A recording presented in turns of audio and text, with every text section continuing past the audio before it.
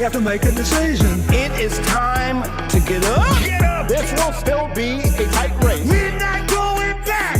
We need you to beat Donald Trump. Let's send Kamala Harris and Tim to the White House. You got it, man. We're not going back! Yeah! Hey, everybody get your hands up! Hey, everybody get your hands up!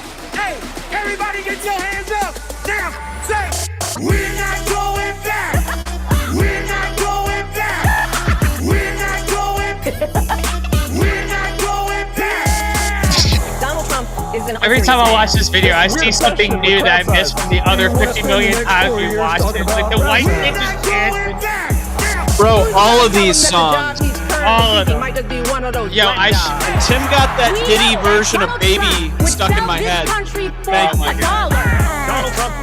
Yo, I was showing my coworkers today the follow video. I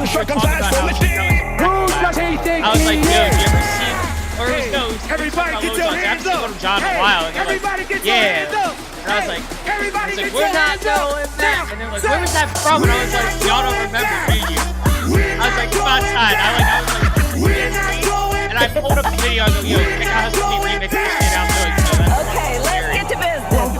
also, I've learned black people in the West, like out West, do not like Kamala. They're like, yeah, she's a cop. I don't know why If we wouldn't make those same choices for ourselves, I was like, yeah, we've got a golden rule. He's like, yeah, those are Mind your own damn like, business. yeah, that plantation is a black person. Let's fight for it. Let's get out there. Let's vote for it. She didn't attract anyone. Like when I went back home to Michigan Don't just sit around and complain. Do something. Do something about it. Do something. Like I knew If they Trump was lie going to win about her, Michigan. and they will, we've got to do something. My part of Jersey, he was huge. Like there's Trump signs and shit all over the place. Like, yeah, Kamala won, but like a lot of the kids I know who voted for Kamala were just like, well, I didn't want to have Trump. I was worried about Trump. So Yeah. And there was no enthusiasm whatsoever.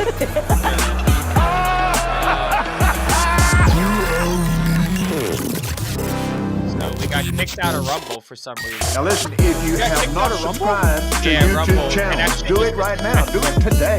And all you have to do is click the big red subscribe Able to stream on the YouTube channel.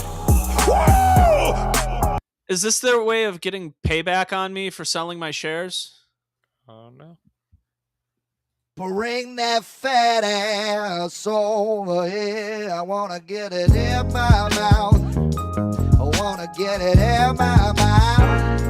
Oh, I wanna suck on your fat ass back. Damn, I don't know why Gotta suck on that ass, baby. I gotta suck on that ass, yo. I'm talking, yo. I wanna spread the ass apart, get my tongue in your ass. And just like his tighty Eating on whitey. your ass, so yo, I'm eating on you, eating on you. I mean, keep in mind, Toad went viral for simply singing "Nigga Hail Hitler." Give me your ass. Yeah, because he's a short, fat, white, bald white guy with glasses. He is exactly the person people want to see do that. Exactly. He's exactly the person people want to.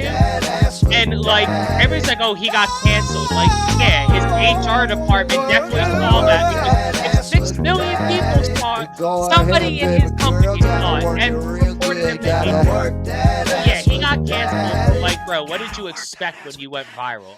Like, if all of a sudden a clip of me saying nigger went viral, I expect to lose my job. That's why I don't worry about it. Like, I'm never going to go viral. None of these guys are that famous to make me that famous. And if they do, hey, I'm the nigger guy now. You'll be like Randy Marsh and fucking, what are the other ones? Nigger guy.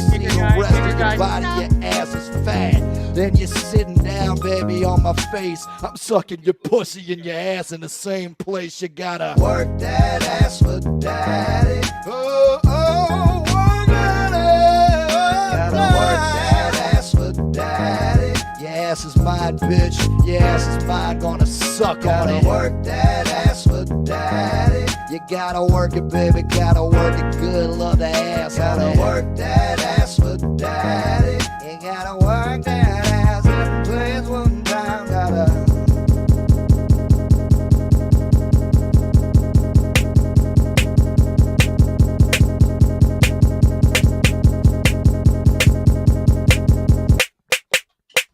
work that ass for daddy. Gotta work that ass for daddy. We gotta find this guy's streams. Work that ass for daddy. You work I don't even know how old this is. I mean, he clearly does streams, and he gets people to pay to make shit like this, just from looking at his channel. I mean, the idea to just set up a Google like voice account and have people call in is just fucking like smart money there. Yeah. Well, that's where I've thought about us doing a call-in show as well. Oh, they can hear us. This is a swamp production. Yeah, corrupt Shrek and a donkey. I see some soldiers from far away. They trying to tell us. They trying to tell me that this is their swamp. No, donkey. This is my swan. My swan. Yeah, donkey. This is my swan. My swan. Yeah, donkey. This is my swan. My swan. Yeah, donkey. This is my swan. My swan. Yeah, donkey. Came out of swamp, I'm donkey. Sipping that lean is boldly. Smoking that green is lovely. Yeah, yeah, donkey. What's in a bag, pumpy? We got a mag, pumpy. 94 back like Humpty Dumpty, yeah. Damn straight. I get so high, never lane straight. Hop out the back of the lame straight. They know this shooter got guns in his tool, but I think that this bitch got all blame straight. Look at my coat, we can band change. We thumbing through hundreds and whipping this on you. How can we be humble? They looking, they telling me damn straight. What's mad at me, donkey? What for? 'Cause I took Fiona out the hood. Why they mad at me, donkey? What for? It's 'cause fuck on only 4-4. Okay, straight, hold on. Here, me, I'ma spin it. Get his block tight like a biscuit. I'm a stallion, we can kick it. Instead of motor, bitch, I'ma leak it. He ain't charming, no preaching. Couple rain in the car, big sipping. Set him up, then we run full still skin. Sip him up from the swamp where you living. My swan, yeah, donkey, this is my swan.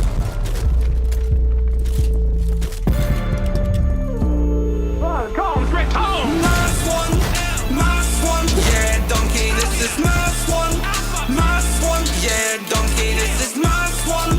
My swan, yeah, donkey. Came out of swamp, I'm donkey. Sipping that lean is boldly. Smoking that green is lovely, yeah, yeah, donkey. What's in a bag, pumpy? We got a mag, pumpy. 94 back like Humpty Dumpty, yeah, yeah.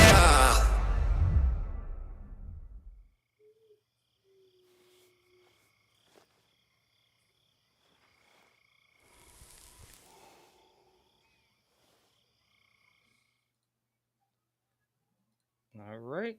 And Got a cold open? I do have a cold open. It is highly inappropriate, which makes it Number perfect. 1, number 2. About the same. Number 1 might be a tiny bit better. Number 3, number 4. Number 3. 5, and 6. 5, and 6. About the same? Yeah, they're pretty much... Can I see 5 one more time? 5, and 6. Yeah, they're about the same. Man, we're just going right for the cancellation, right out the gate. Right. Well, weren't we? What's up there, Mitch? How we doing tonight? It's an interesting night, Josh, you old friend. Mitch, what do we want to talk about tonight here? Actually, before we talk about anything, we should start with tradition, because that's what we do here on the show when we actually show up on time. Exactly, right? Like, or show up at all, that'd be great. Yeah, actually show up for the show, you know what I mean? Yeah, showing up for the show. I brought a little swamp juice. I'll take the lead here on this, have a little swamp classic. Mitch, what are we drinking on tonight? Oh, man, I don't got anything alcoholic tonight, but I at least brought a drink to the show and tried to engage in tradition, unlike some other people. I got Mole Cola here, so we'll see how that is. See how the Italians do Coke. Well, good luck to the Italians there. So, as everybody's already noticed, we are missing about half of our crew here tonight. Had a little bit of a snafu on Tuesday, so we pushed, and here we are on Thursday. Now, still short half the crew, so... Yeah, Mitch, what do we want to talk about tonight? I mean, what do we expect, though, from a redneck and a self-hating ginger? A self-hating ginger. Ooh. Yeah. You know, Rob actually hates the gingers. He wishes he wasn't ginger. You know, that's very typical for gingers. I heard no one hates gingers more than gingers hate gingers. It's like crabs in a bucket, bro. They just hate each other. Like, you may as well just put a no Irish sign everywhere you go. It is what it is. It is what it is. And it is what it is, but that's how it used to be. And we need that old school racism back. Like, I don't need to don't hate the blacks, don't hate the Jews, don't hate the Mexicans. Hate the Irish like we used to as a proper country, and the Italians, because fuck them too. They ain't shit anyway. So yeah, how we doing here, Mitch? Man, bringing back the old bigotries. Absolutely. Embracing tradition. Exactly. We're sticking. Remember, before we were off the air, we were talking about sticking to our roots. I'm sticking to my roots tonight. We hating the Irish and the Italians tonight. Fuck all of them. Them damn Italians. All right. But anyway, shall we jump right into things, or just kind of start throwing some shit out there? Yeah, I mean, big news story this week here is good old AG Pam Bondi announced that we have seized a Venezuelan oil tanker off of in international waters there. About 20 minutes, 20 operatives, and we now have roughly 200 million barrels or 200 million barrels, 2 billion barrels, something like that, of Venezuelan crude oil now in our possession. So is this going to bring my gas prices down? Probably not, Mitch. Probably not. It's probably, if anything, going to make them go even crazier here. But I mean, let me see if I can find the original post from good old Pammy girl there. Here we go. Let me just share my screen here. So, all right, as you can see, we got a nice little Call of Duty moment here, looking like Wet Works from, Modern Warfare, where they're just sliding on there, little Black Hawk action, and, hey, the ship's ours. Look at how easy that was. God damn. You're not excited, Mitch? You don't feel the patriotism and, the red, white, and blue just oozing through your veins? I will feel the patriotism when communism is no longer one sea away. I agree here, but we have an oil tanker now. What are we going to do with all this oil, Mitch? Like, is this going to be part of the tariff dividends that we're going to get? Are we going to get like a barrel of oil to go with it too? What's going on here? I mean, if it went towards gas, that'd be pretty nice, Yeah, I hear you. I wish it would go towards gas, but we know that's not going to be what happens here. The more this goes on, the more and more it becomes apparent that a lot of this has to do with oil.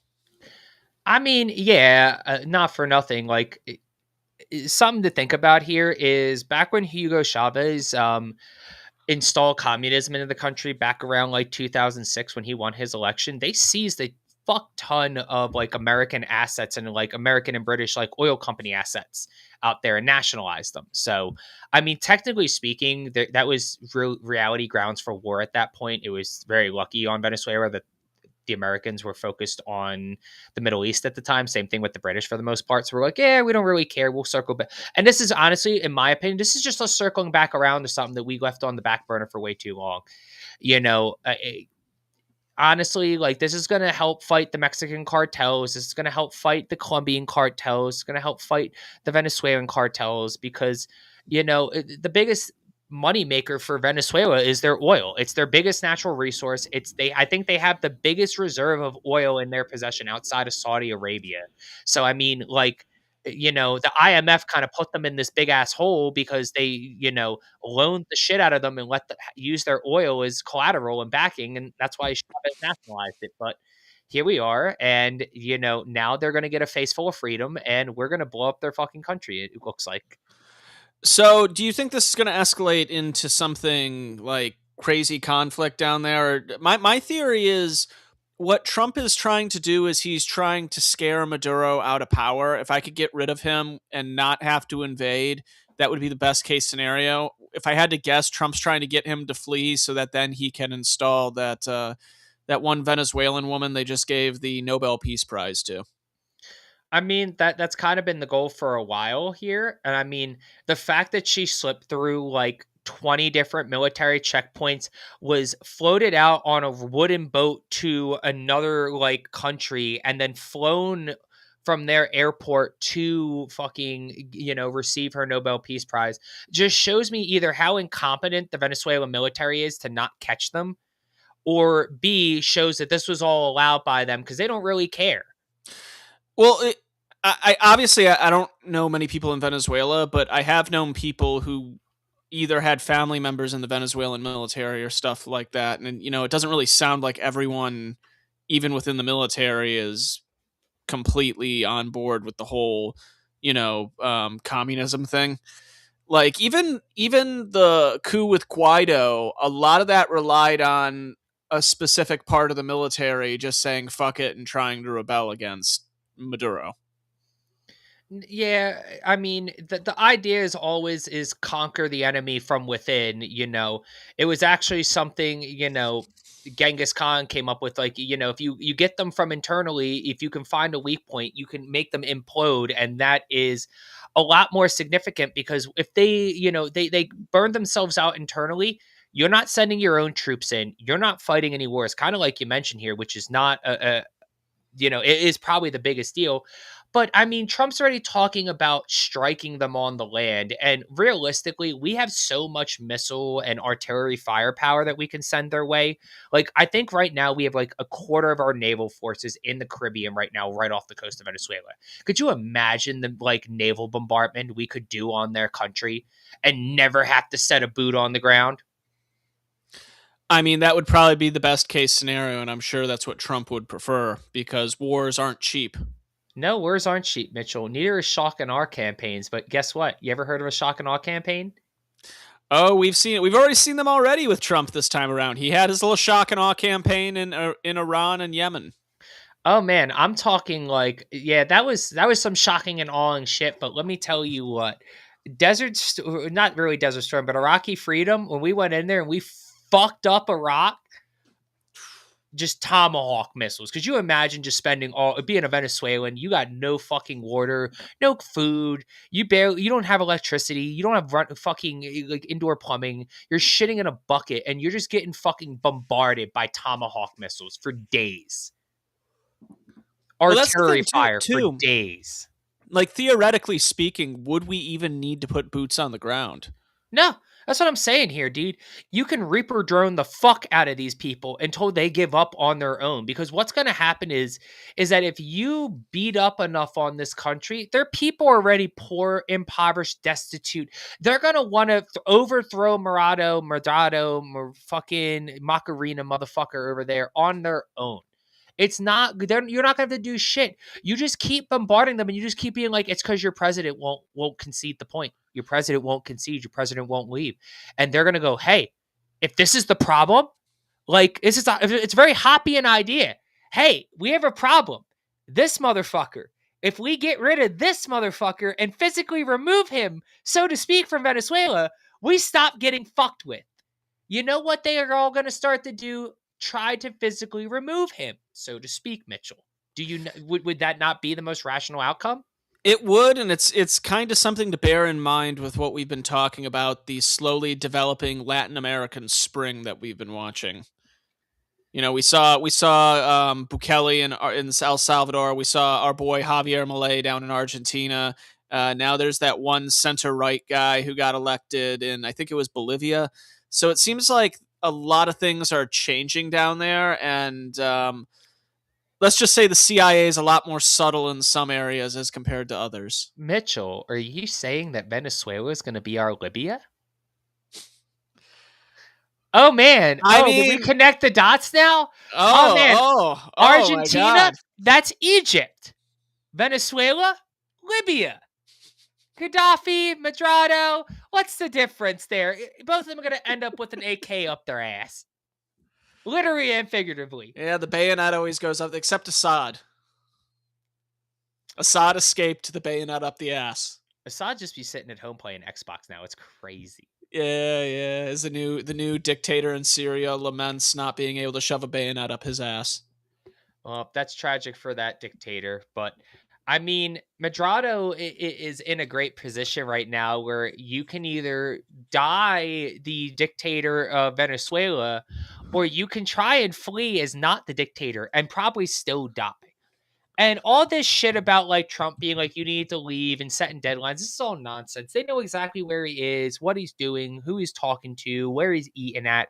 They could put a fucking Predator drone missile through his fucking wherever he's at any given time. They're just choosing not to. They want to be diplomatic, and I'm disappointed. I would rather Trump just strongman this shit, come in there, bomb, like just fucking Predator drone Madrado, and just be like, hey, we gave him a chance. We warned him. He didn't want to listen. He's the fucking leader of a narco cartel. I don't care. We're going to defend our freedoms and move along. Because what are they going to do? They're going to send Trump to the fucking Hague? No. Trump has the ability to use the entire resources of the U.S. military to remove him or anybody from America out of the Hague. They can't, there's no international criminal court with the American military. Who cares? No, we've regularly said fuck off to the ICC. We don't give a shit about them. Oh yeah, we pissed off the ICC in what I think it was like 2006. Actually, funny enough, yeah. We have the Hague Invasion Act. It was like nicknamed because it basically gave the president like unilateral power to do whatever it took to remove any American like service member or any NATO or major non-NATO ally service member out of the Hague if they were ever prosecuted for war crimes, crimes against humanity. So everybody's like, oh, war crime, the Hague, look what happened to Nazis. Guess what? That rule don't fucking apply to us. We're different. We're built different. America, baby. USA. USA. America. Fuck yeah. So are we thinking Maduro is going to be out of power in 2025? Nah, he's gonna still be in power in 2025. That's what I'm saying. They're gonna keep playing this titty fucker game through Christmas season, and then like they're gonna give him. They're gonna like Trump's gonna be like a new guy. Like you got till New Year's, and then New Year's is gonna hit, and then shit's gonna start popping off. Because he's like, all right, we've been playing this game now for almost 6 months straight. We've been fucking with you, bombing your fucking boats. We've been shooting around at your people. We've probably Predator drone a few times. Now we're just gonna start fucking them up. Like, what better way? Come on, bro. This is Donald Trump. What better fireworks show than the fucking firebomb the shit out of Venezuela on fucking New Year's Day?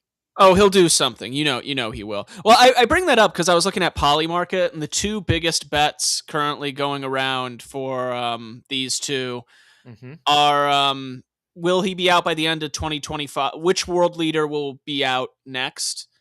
And so far, none is tracking as the best for 2025. So if you bet it on none, you're about to win some money as long as the next 2 weeks go your way. But then you have, will they be out? Who will be out in 2027? Which right now, before 2027, Maduro is currently leading. You know, I don't know. I don't think he'll be out. I don't think it's going to work. I think they're going to keep playing like I said, they're going to keep playing, tit for tat and, oh, you got to leave. No, I'm not. Oh, you got to leave. No, I'm not. And then, like I said, if I was Donald Trump, I'd be like, hey, after Christmas 26th, I'd be on TV. I'd be on the radio. I'd be on Twitter. You got a deadline. January. If you're not out by New Year's Eve, New Year's Day, there's going to be problems. And then New Year's Day, midnight. I'm talking midnight. As soon as that shit turns to midnight, you just fucking start shooting, just shock and awe campaign. Fuck them. Hey, we gave you a warning. We gave you ample time. That was almost a week straight. You had a week. You chose to fuck off. You chose to ignore us. You chose the wrong answer. Night-night.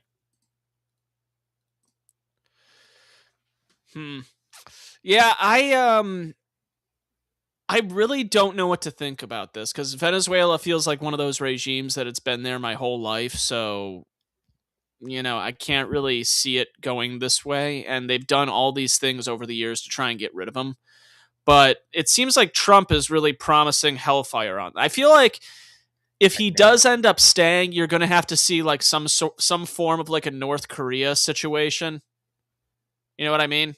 You remember Trump before Trump went to the DMZ and talked to Kim Jong-un and had that summit and everything. If you remember, Trump was promising death, destruction, and all these other things on Twitter, basically saying that he would unleash a fiery hell upon North Korea and all that. Basically scared him to the negotiating table.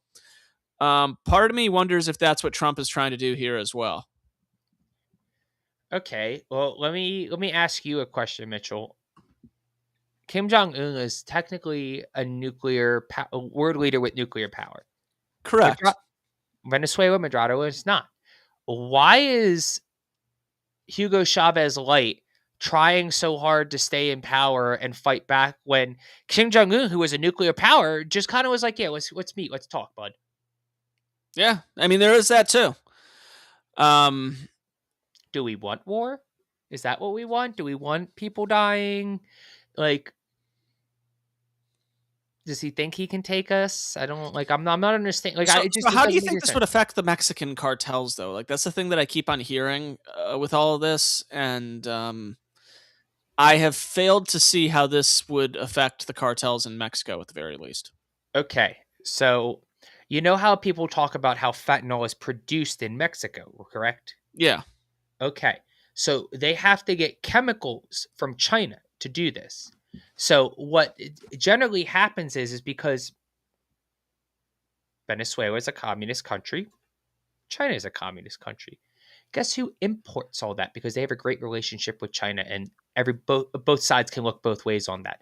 And then when the narco terrorists get it, they import it over to Mexico to refine it and process it and get it in the pills, get it in the weed, get it in the crack, get it cocaine or heroin or crack. If they're cooking crack, they might be cooking crack. Who knows? They could be putting it in the crack too. Like, I've seen that shit. Like, bro, like when you're putting this shit in they're putting fentanyl in everything now. They're just trying to kill people.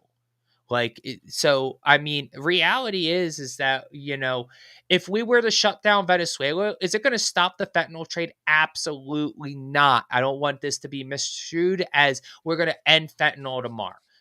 But it's definitely going to put a dent in the fentanyl market. It's going to make it harder for fentanyl, like the chemicals to make fentanyl, to get to Mexico, to be refined, to be made into fentanyl. And therefore, you're going to see a lot less fentanyl deaths. And reality is that part of the whole fentanyl craze was because we started controlling the poppy fields out in Afghanistan, which reduced the heroin trade and made it harder for heroin to get in the market. So in turn, that's why you saw fentanyl increase, if you think about it. So fentanyl was this is another moonshine situation where, if you don't know, moonshine didn't exist until Prohibition, and there's always been the argument that a lot of these other drugs like crystal meth and shit only exist because of marijuana prohibition, stuff like that. You're basically suggesting that fentanyl is the moonshine in this situation. Kind of not really. I wouldn't say because marijuana was illegal that it all of a sudden created fentanyl. What I'm saying is that the main producer of heroin and opioids, like recreational street drug opioids, was Afghanistan. Now, everybody talks about we went to war in Afghanistan. It was a war for oil. Just Iraq, it was a war for oil. I disagree. It was a war for opium. I'm pretty sure there isn't really much oil worth a damn in Afghanistan. Maybe minerals, but like. Yeah, heroin's definitely the cash. Yeah, that was a war for poppy fields. We were trying to secure the opium trade, which was the heroin trade. Therefore, when we started controlling the heroin trade, because think about it, we really got control of that shit around like 06, 07. Think about how a lot of your friends who were dying on, you know, drugs at the time, it wasn't they were shooting up heroin. And if they were, it was bad batches because everybody was mixing it with synthetic opioids. You know, they were crushing up Percocets and, you know, oxycodones and adding it into heroin batches. They were putting other weird chemicals in there to try and spice it up to get the heroin addicts to have an extra fade. And then fentanyl was found to be the cure-all. It's a synthetic opioid. It's made very easily from Chinese research chemicals that can get imported to Mexico. Mexico has the facilities to make it. And that was what was backfilling the market. Like, honestly speaking, I think a lot of like the people who were dying on heroin, especially in like the late 2000s and early 2010s, it was all because their shit was laced with like early stage fentanyl and they didn't even know what the fuck it was at the time. It was kind of like people dying from COVID early. You didn't know what the fuck to call it. You didn't know what it was. You just knew people were dying. You were seeing like the early stages of that sort of shit. Yeah, I'll be honest. I don't really know the story behind fent. Like, is it something that originated from a medical thing, or is this a street drug, like in its origin? Fuck if I know, bro. Probably more than likely, like a lot of things, it was something that was discovered from, you know, through medical science, and medical science didn't find a use for it, and it got out in the streets, and people were like, yeah, I kind of like this. Let's do it. You know, I honestly, I don't LSD. know. But I know fentanyl is a synthetic opioid. I know it's used a lot in medical like practices, which is why it's a Schedule 2 and not a Schedule 1 substance. But, you know, it's still, if it's not administered right, if it's, tampered, adulterated, it can have a very detrimental effect to your entire life. Yeah, well, what about those boats? Have we talked about those? Either drug boats or they're fishing boats. Fuck if I know. They're drug boats, Mitch. You know it. Search your heart. I You know mean, it's like, true. I don't know, Josh. Like, if you're a patriot, Mitch, you know it's a drug boat. Here, I'll pull up some stuff on that so we can take a look at these, because there were some images I saw floating around, but then they got community noted as being from a few years ago. I mean, community notes don't lie, bro. When have community notes ever been wrong? Never. I don't think. Rarely, if they are. So, which boats are we talking about here, Mitchell? The ones that were bombing away? These were the smaller boats that I saw. Just trying to find a video of the boats themselves, but it's all a bunch of fucking news reports. Mitch Connor was wrong. Fuck it, we'll go with tits. Oh, wait, never mind. Fuck. Couldn't even give us one of the good-looking anchors for this one. Nope. Let's hear the news broadcast here. If I can get it up here. See, this is why we need Tim. Tim's a fucking ninja at this shit. I know. Unlike that self-hating ginger.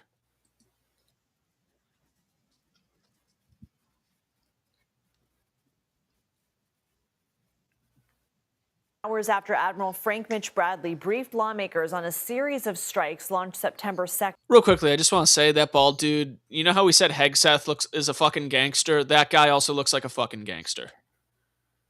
I guess. You don't fuck with him. He just looks he looks like fucking what's his face? Cotton Hill. Like, that's what I'm saying. Like, he looks like if Cotton Hill didn't get his shin shot out. Like, that's exactly why he's so dangerous.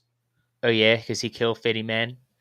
Imagine if he still had his shins. I hate the fucking. He's a Navy guy, man. He didn't kill anybody. Shut up. Keep it rolling. I want to hear more. Right.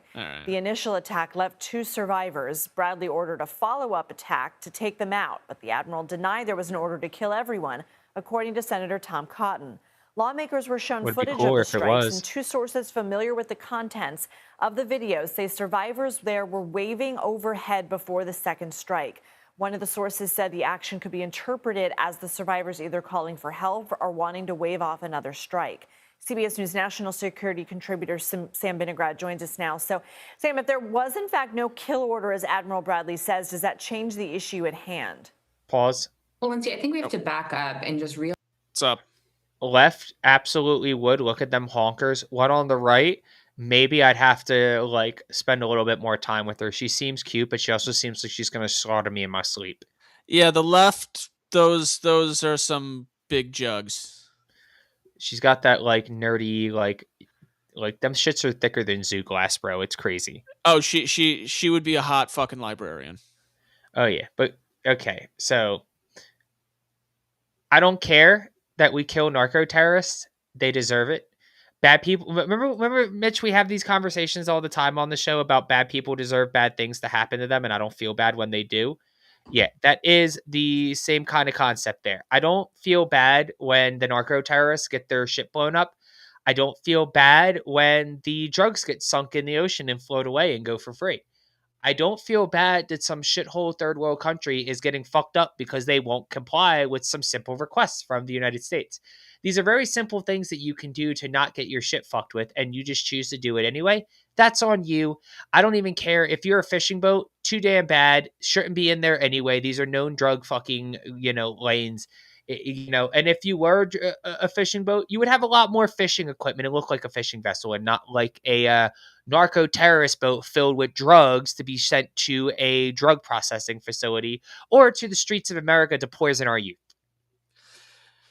So, speaking of things being sent to the streets of America, another concern I would have in all this is, say you do take out Maduro and this does evolve into another Libya, we would end up getting the brunt of people fleeing Venezuela. Because when people fled Libya, they went to fucking Europe, and we're right across the pond there. Okay. And this is why it is going to be very important for Donald Trump, before he invades Venezuela or attacks Venezuela, to end all kinds of immigration. Like we need to just end refugee immigration. Just, hey, we're not taking in any refugees anymore. Sorry. And that's it. And when they come to America and they're like, oh, refugee, our country. You're like, yeah, sorry, that sucks. Go back, fix it, make it better. Make Venezuela great again. It used to be a great country. Now it's not. You should go back to it. Make it great again. Or stay in Mexico. That's fine. They speak Spanish too. You guys can learn how to adapt there. Or go to Colombia. Hey, you can make Colombia great. There's Argentina. Argentina, they're doing pretty well right now. You can go to Chile. Chile's not doing too bad. Paraguay. You can go to Paraguay. You can go anywhere but here. You can go anywhere else. I fucking go to El Salvador. Bukele would take you out there. I don't give a fuck where they go. Mitch, it's kind of like the homeless. Like, release the police, and I don't give a fuck where they go. Hopefully they'll become productive members of society. The rest of them, well, they're going to probably expire, and that's fine. Josh, we got to get you an ice hat. An ice hat? Yeah. Maybe I just need to, go apply for the job. I'm just applying just to get the hat. Send them all back. Oh, man. That would be a funny transformation for Josh to become an ICE agent. I mean, I'm honestly considering it. I'm not even going to lie. Like, all it would take is for me to, pass a drug test and, get a little bit back in the physical fitness shape. And, yeah, I probably wouldn't mind being a Border Patrol agent. Yeah. Yeah, but aside from Venezuelans, it seems like there's a lot of conversation right now going around with Somalis. Yeah, there's a lot of Somali conversation, and it's well deserved. It's well deserved. What do you think, Mitch? I think that the Democrats intentionally shipped in a bunch of people that they knew were easy to manipulate into voting for them. I think that's terrible, Mitchell, that you would racially profile a collective group of people like that. It's very collectivist of you. I am very disappointed. And I'm very disappointed also in the Somalis that they're letting their tribal warfare get the better of them here in America. You don't have tribes no more, guys. You're Americans. Get over it. That's been interesting, too. The tribe that Ilhan Omar isn't a part of is the reason why that other Somali Democratic Socialist lost in Minneapolis. Can we just talk about real quick how Donald Trump is constantly saying Ilhan Omar married her brother? And it's been all over official department of this, department of that accounts too. Ilhan Omar married her brother to become a citizen. I mean, she probably did. I mean, if she did, we should deport her and take her out of Congress. I don't disagree with this, Josh. We're on the same page here. I have to make sure I get all my Republican talking points in, or I might disappoint Joe Hanoush. I mean, that's the only way to keep Ronan coming back. Yeah, I mean, well, I'm not really worried about the Somalis. I don't have too many of them out here by me. That sounds like a Minnesota problem and not a Arizona or even really a Florida problem. It definitely seems more like a Minnesota thing. That's another thing too. Let's talk about that. Why would a people that live in an equatorial, African country want to come and live in Minnesota? What about Minnesota attracts Somalis so much? I need to understand this. I don't know. What about Michigan attracts Muslims? That's what I've always thought about Dearborn. Couldn't tell you. No offense, Josh. I thought they would have loved Arizona a lot more. You get out of the desert, you want to stay out of the desert a lot of times. Oh, here we go. I got the clip of Donald Trump talking about Ilhan Omar. All right. Pull it up. Let's play it. Oh, my God.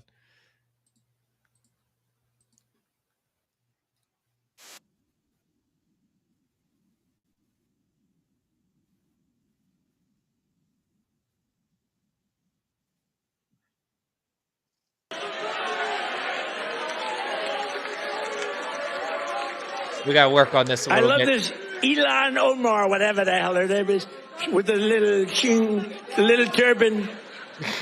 I love her. She comes in, there's nothing but bitch. She's always complaining. She comes from a country where, I mean, it's considered about the worst country in the world, right? They have no military, they have no nothing, they have no parliament. They don't know what the hell the word parliament means. They have nothing. They have no police. They police themselves. They kill each other all the time. I love it. She comes to our country, and she's always complaining about the Constitution allows me to do this. We ought to get her the hell out. I feel like you cut it out right before the best part. Well, here I got it. Here, hold up. Let me. Got a better version? I think I do. Here, hold up. Let me start my share.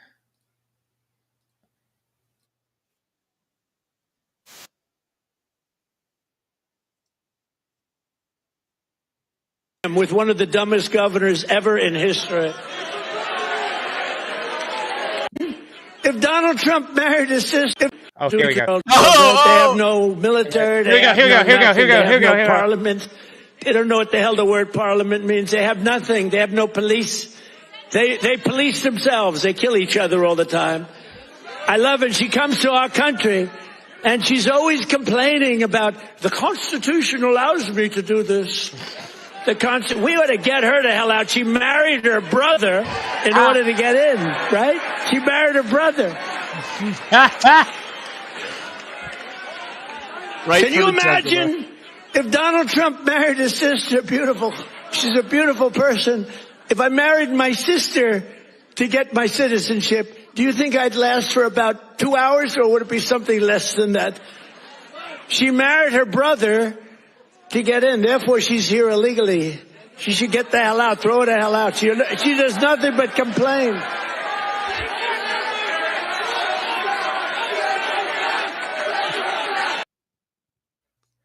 Send her back. Send her back. Send her back. Trump's going back to his roots, to 2016 Trump. Oh, man. I love it. It's been so great. Got a little turban. She married her brother to stay here. She should be sent back. Imagine if I married my sister. I wouldn't last an hour out there. She lasted for years. My God. Fucking. I mean, Elon Omar has always been the most ridiculous of the squad. I don't know about all that. You don't think so? Nah. Feels like the controversies surrounding her have always been the most outrageous. They have been, but she's always kind of like been able to like put up her shield, like it's a Teflon shield, and just shit didn't stick until now. She's not really had to deal with it too much. Like the bald-headed one in the squad, she's the black chick. Yeah, she's always been the troublemaker. But by the way, when she had her hair, would now would not. Would not. Yeah. AOC, she's the beauty of the group. People keep coming back like she's the honeypot. Oh yeah. And then you got the old like Mexican lady who's just kind of there. Like you kind of don't know what her point is, but she is there. What the? Oh, you're talking about Rashida Tlaib, the Muslim woman? Yes.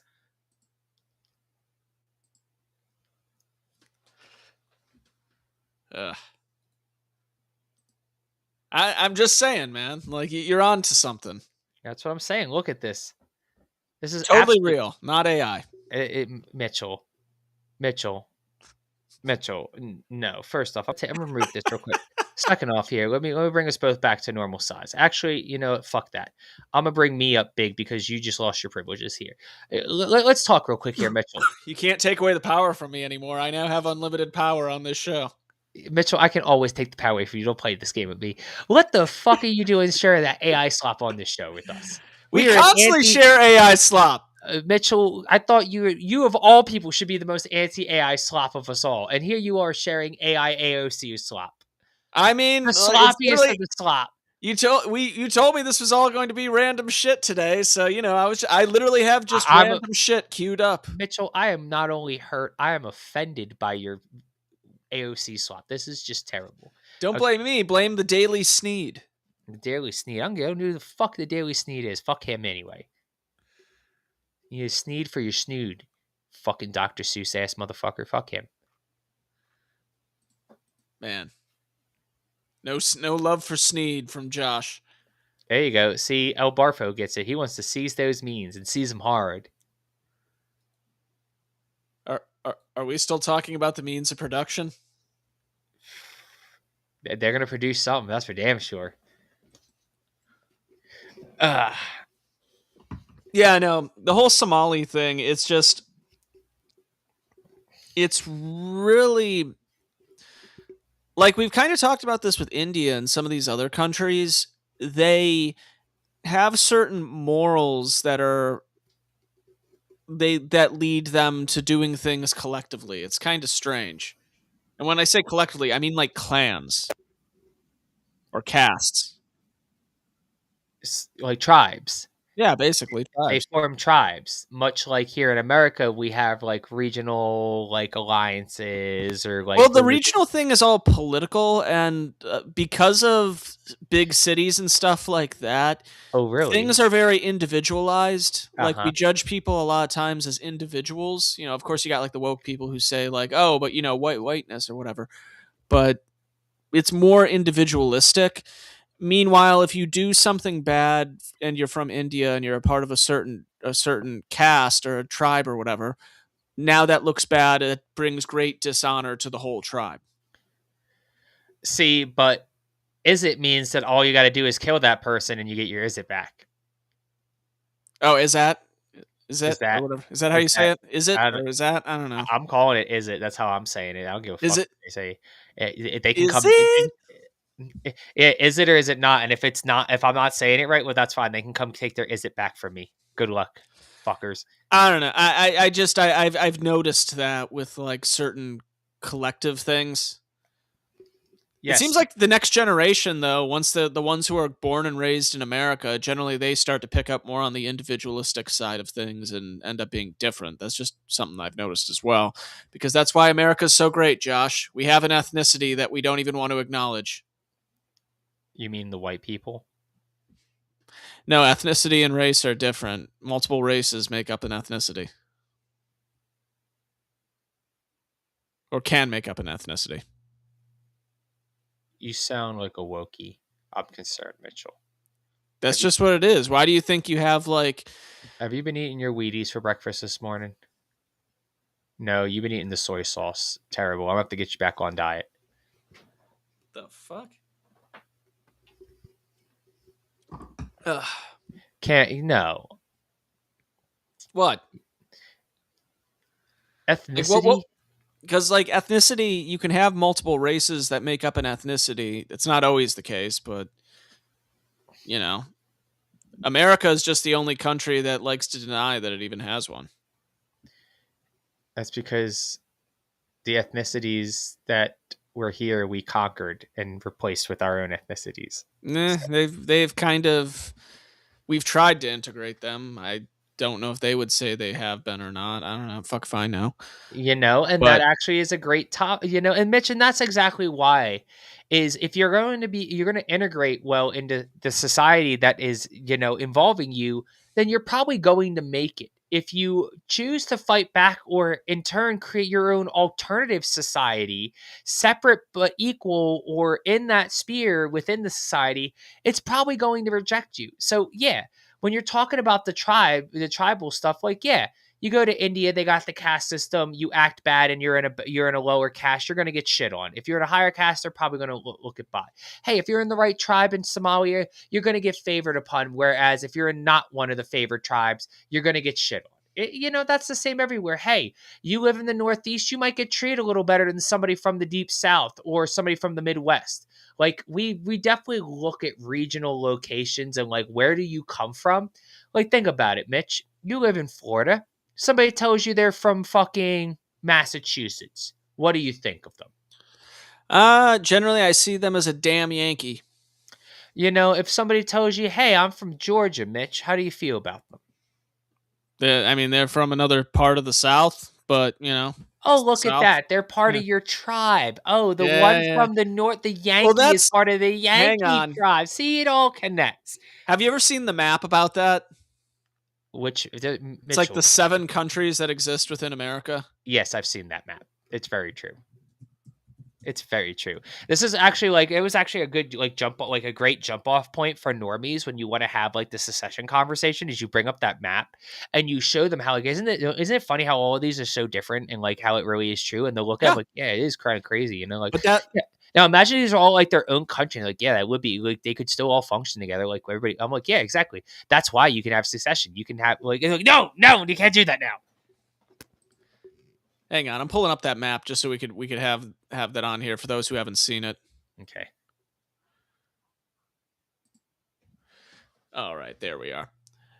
I don't. Yeah, see it. they're definitely all different, but a lot of these regions still. Huh? I don't see it. You don't see it. I don't see it. It's just. There we go. Now I see. Now I sees it. Took long enough. Sorry, but I mean, yeah, a lot of these places are very different, but they still feel like they encompass that same sort of energy that you would associate with America. Like you could probably take some Americans who are from different areas and take them to another country, and the people there will know they're American.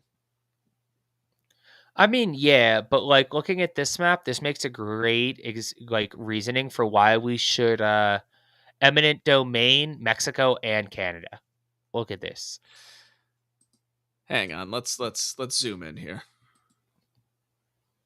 So you're saying we should take over the First Nation, the rest of the Midlands? Oh, dude, we'd have to take over New France. Do you really want to control New France? No, New France could be independent. That's fine. Right. The First Nations, they can keep that independent. They're fine. But that whole south. Yeah, sorry, Mexico, we're taking your shit in the north. El Norte. El Norte is going to be a thing. I was going to say you got the deep south, you got Florida, you got New Orleans, you got Appalachia, which is funny because Appalachia technically they have that running into like Oklahoma and like Texas and shit. So yeah, that's what I don't get. It really doesn't go that far, does it? No, Appalachia actually goes more in the deep south, but it's really more of like the culture, what's important to people, that type of shit. Yeah, I get what you're saying. Like the deep south is going to probably be like I can look at these and give you a good like if you give me like, hey, you go to these places, what do you expect to find? I can probably give you a good idea of what that's going to look like just based on that. And more than likely, I'm going to be pretty on spot. Yeah. I gotta say, though, it's interesting to see that this left is a different color than what we would expect in some of these other quote-unquote blue states. But makes sense, too, because Michigan, I've always said, is a different blue than California blue. Yeah, I mean, you go to like Washington or Oregon, you talk to anybody there, the eastern part of the state is way different than the rural, or excuse me, the western part of the state that's more like metropolitan, way different than the more rural eastern parts of the state. Same thing with Arizona, man. Like the northern part of the state, everything you're seeing up north of like Maricopa and all that, that's yellow in Arizona, bro, that's all like woods and hills and forests, and there's snows up there, bro. Like, fucking, like, I think Flagstaff now has like a foot of snow at least up there or some shit. Like, I ain't seen no snow down here. Yeah. I mean, I'm starting to see your vision of creating cum. You know, you just got to take over Canada and get Mexico, and then cum would become a reality. Bro, Donald Trump bullied fucking Justin Trudeau so bad he had to quit his job. Like, we could definitely bully the next prime minister to quit too, and then eventually Canada would have to give in and become like the 51st through like 60th state. Like, we'll break that shit down. We'll give Quebec its independence. We'll let the First Nation people keep their stupid ass shit up north in the fucking tundra. And then we're gonna go fucking gather the troops and we're gonna go march down to Mexico, take that shit over too, and we're gonna make the greatest country on earth. So I like where this is going, but I think you're leaving out a whole lot more that could be taken over, Josh. Oh yeah, we have Cuba. After that, then it's going to be real easy wrap to take over most of the Caribbean, the Bahamas, Aruba. Aruba's had it too good for too long. We're going to take Aruba. And, you know, after that, we can start marching further south like this is the Civil War until we take the whole Southern America and just have America. No more South America, no more North, just America. The United States of the Americas. You know, there technically is theoretically speaking, if you wanted to do a road trip from Alaska all the way down to Buenos Aires, you could do it. The only hiccup you'd have to encounter is getting past the Darien Gap between Costa Rica and Colombia. It's thick jungle. You basically have to get your car shipped over to either Caracas, Colombia, or Ecuador. And then you get back on the road there and just drive down to Buenos Aires. Like, there's an entire highway system that we have going through both of these continents. I feel like there's no other argument as to why we shouldn't take it all. I mean, who's going to stop us? Canada? No. Mexico? Absolutely not. Venezuela? Lol. Colombia? El Salvador is going to give us a free pass through their country. They don't give a fuck. They're going to be like, you leave us alone, we're cool with it. The communists in charge of Brazil are basically our puppets. Yeah, they're going to get fucked up. They're going to just bend the knee right away. Uruguay, fuck you. Argentina, shit. You don't think fucking, Javier Milei will be happy to go from the president of Argentina to the governor of Argentina? Man, that would be wild. Could you imagine Trump is Milei's president too? I mean, does that mean we finally are forced to merge the Libertarian Party into Liberty Advances? I mean, if you want to, but I mean, we've just created the greatest collective of countries of states on earth. Why would you want to make a party that would end it all, Mitch? Well, Liberty Advances has already been successful in Argentina. I'm saying in this sort of scenario, we just advanced liberty all through the Western. Liberty Advances succeeded in Argentina. The Libertarian Party can't get shit done. I'm just saying, maybe it's time, if that happens, fuck it. We're opening up the U.S. branch of Liberty Advances. LP's done. Everyone go home. That's it. I mean, no one can stop us. We can do whatever the fuck we want. If there was somebody who could stop us, they would have by now. That's why we can just sit a quarter of our military forces out on or a quarter of our naval forces just right out there on the fucking border of Venezuela and laugh at them profusely because they can't do shit. No one can do shit. Fuck, we've been fucking sending Reaper drones around Mexico, fucking flying recon missions. They can't do shit. We've been fucking sending fucking helicopters and fucking fighter jets over Caracas and fucking Venezuela. They can't do shit. We fucking B-2 bombed Iran. They can't and didn't do shit. Like, we are the most powerful country in the world. Who cares? We just take it over. They don't even have to agree to it. They just get conquered. This is manifest destiny. We deserve it. From the Atlantic to the Pacific, from sea to shining sea, from the North Pole to the South Pole. From the God Arctic damn it, we're to taking the Argentina. We're going to take Antarctica too. Mitchell, we're going to take Canada, and then we're going to go down to Mexico. We're going to take that, and then we're going to take Argentina, and then Uruguay, and then Brazil, and then we're going to the White House. Byah! Fucking what's his name? Albert Dean or some shit. Howard Dean. The Dean scream. The Dean scream. Yeah, hit him with Byah! It's crazy to think that ended his career. That is crazy to think about. You know what else is crazy to think about? Angela dragging the party to relevance, Mitch, just for you to merge it with another fucking party and make it irrelevant again. It'll be like a corporate buyout. You know what we should do? We should merge Liberty Advances with the Libertarian Party. I agree with you. And then what we should do is we should fold them in as a caucus to the Republican Party and make the Liberty Advances caucus within the Republican Party. And then you guys are going to be able to do great things. You actually get elected here in America. Because guess what? Javier Milei not going to get elected for a third term. That's be like, still who's that's that? He's still not a Republican. We don't know what that is. We're not going to vote for it. That's still your argument, huh? Is the LP should fold? He's going to be a Republican when we take over Argentina. It's going to be great. He's going to be the best Republican we got. Better than Massey, better than Rand Paul. He's going to be the greatest Republican ever. And you're going to be mad because he's not going to be a Liberty Advance. He's not going to be a Libertarian. He's going to be a Republican. Plus, all these people go, he was an anarcho-capitalist. No, he's not. He even just came out and admitted he's not an anarcho-capitalist anymore. He's a paleo-libertarian. Paleo strategy winning again. Oh, did he say paleo? Yeah, he said paleo. Like, okay. Wow.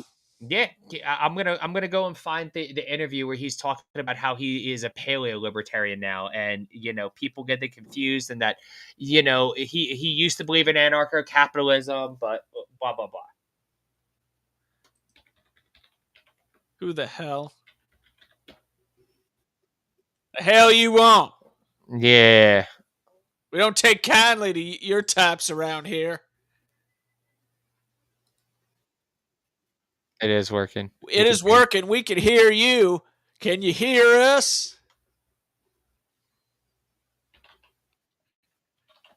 Dang old Joshua. We'll wait until he can hear us. Make it make more sense.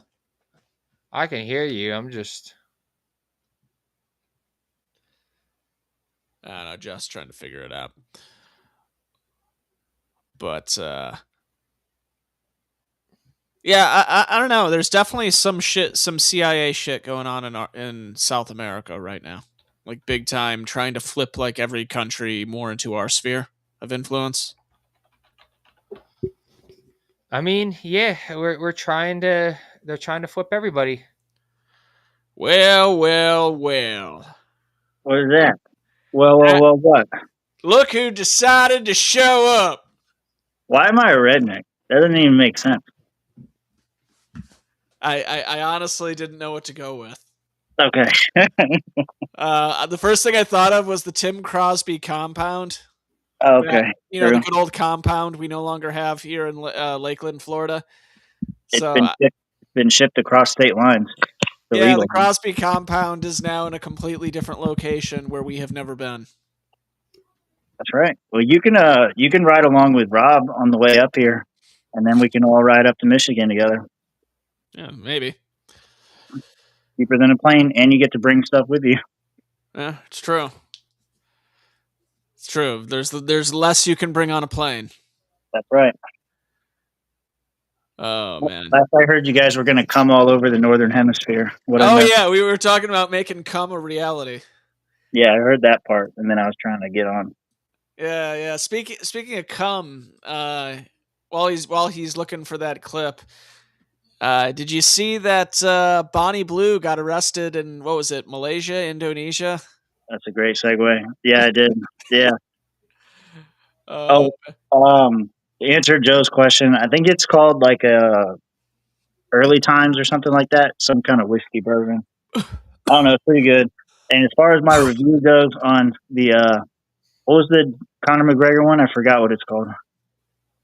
Proper 12, something like that. It's not great, but it's not terrible. I would say just go get Captain. You'll be just as satisfied and pay probably half the price. Yeah. Okay, so I do have her getting out of jail, but just to set some context here real quickly. She basically got kicked out of Argentina, or not Argentina. God, we were talking about Argentina. Fucking Australia. She got kicked out of Australia, so she decided to go to Indonesia and try and do a bang bus kind of thing. And turns out a Muslim majority country isn't down for that sort of shit. Yeah, she got it. They don't like porn over there. No, who'd have thought? Who'd have thunk it? Who'd have thunk it? So anyway, she has since been taken in for interrogation and is now going to be deported within the next 48 hours, which she's probably getting deported right now. No real consequences, but we at least got her getting out of jail here. In honor of Bonnie Blue. Maybe this is a Comcast only thing. Oh, God damn it, Tim. What? I think this is appropriate for this segment. Go ahead, pull the video up. I'm very concerned about this now. Why? Okay. I couldn't find the video I was looking for. All right. Well, either way, we're on to Bonnie Blue. Yeah, OF preview. Okay. That's right. I can't see it. Where is it? Oh, shit. Try to find out. You're going home soon?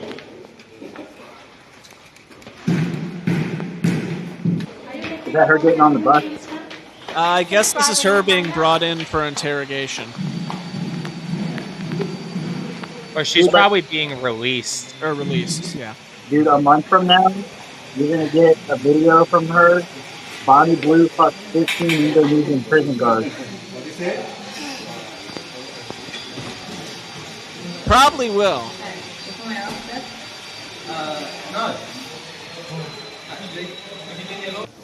Is that the simp? Okay. Hi, one guys. No? Say hi. Hi. What happened? Spend the day with me and some random press people. What's she say? I don't even fucking know. Spend a day with me in what? In a prison cell?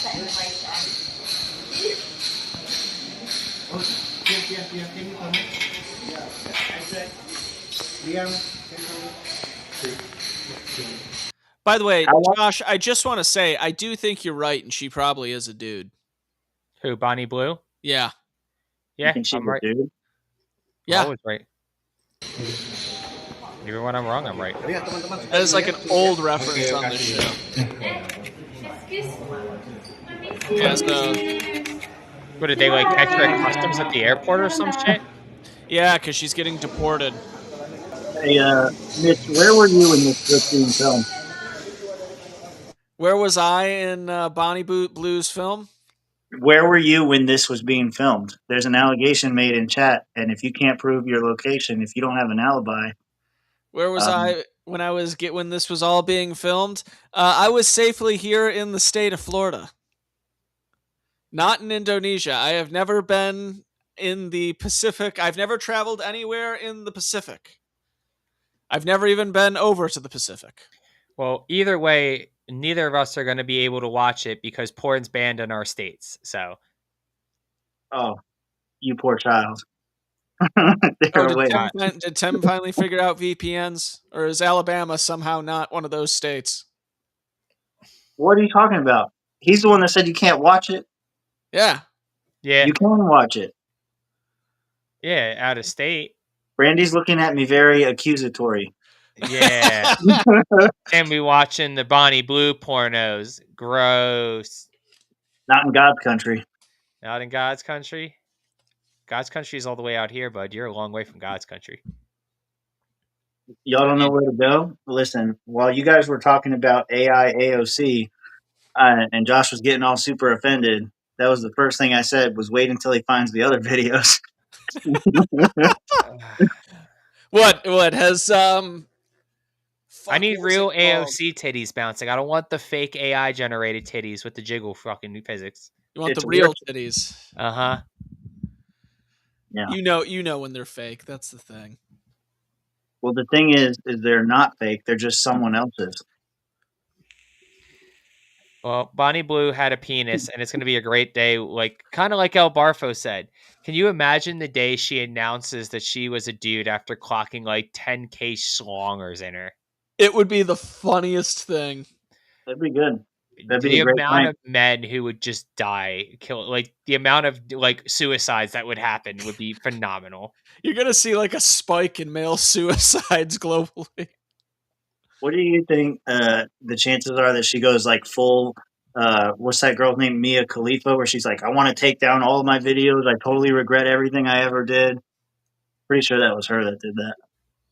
What's crazy is she did that, and then she just went back to making shit anyway. Money's too good. You can't walk away. Yeah, money's too good, and once you get pigeonholed, it's kind of like a lot of porn actresses. Like, think about it. Jenna Jameson, what the fuck was she gonna do after like porn? Like Belladonna, what was she gonna do after porn? There's nothing. You can keep doing porn as an old person at that point, and like go into like niche stuff. But like there comes a point where like you've done everything in porn. There's only so far you can go before you're just basically getting raped on fucking camera every fucking day for work. And I don't know if that's something you want to do every day for work. Maybe that was her plan the whole time. She's like, I can't figure out a way to like make my videos interesting anymore, so I'm going to disown them all and then have a comeback for Get it? A comeback tour where she gets to make videos after she said she wouldn't, and now those videos are interesting again. Comeback. It's a rebranding tool. That's all it is. You're gonna make a comeback? Yeah. Oh man, I love it when they come back. One night in China. Oh god, that was a terrible porno. Have I you would done never. for it on weed, man? Oh, are you talking about the fucking what's her name from WWE China? Yes, but I'm also talking about doing porn on weed. Mitch, have you ever done porn on weed? Weed.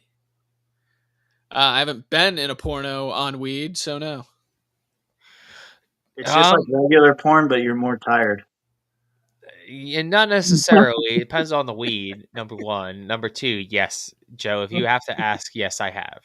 But yeah. It's on somebody's OnlyFans, I'm sure. Onlyfans.com/realswamcast. There you go. Thank you for the plug. There you go. Look, see, that's my naked foot. You could put a thong on that foot if you wanted. Tim's giving away the free foot fetish stuff. I know. He giving you a little sneak peek on the content creation. You get that for free. That's going to get edited out of the final show, so you better get that in while you can. Hit the replay button now. You gonna put like a big black box over it? Nah, I'm gonna put the little like anonymous bubble filter over it there. What's that one Sonny brought up? These fellas ever heard of Porky's? I don't know what you're talking about. The movie Porky's. Okay, I guess I got something to watch later. Yeah, cult classic. Definitely go. I haven't seen Porky since I was like Comedy 12. About the porn star that moves next door. The girl next door?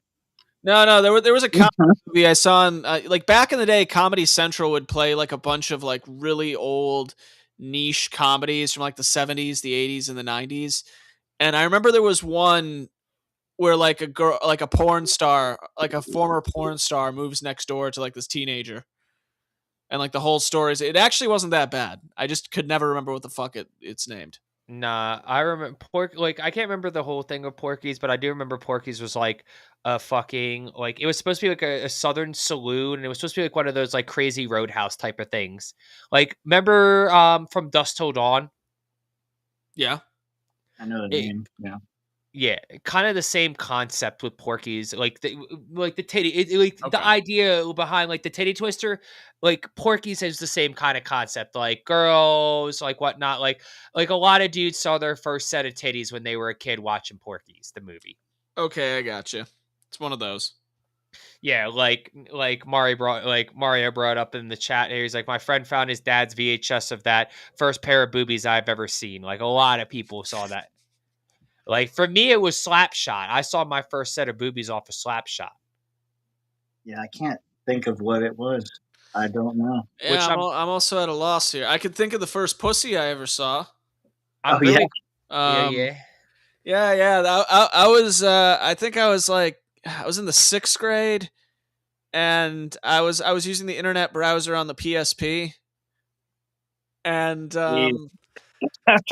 like.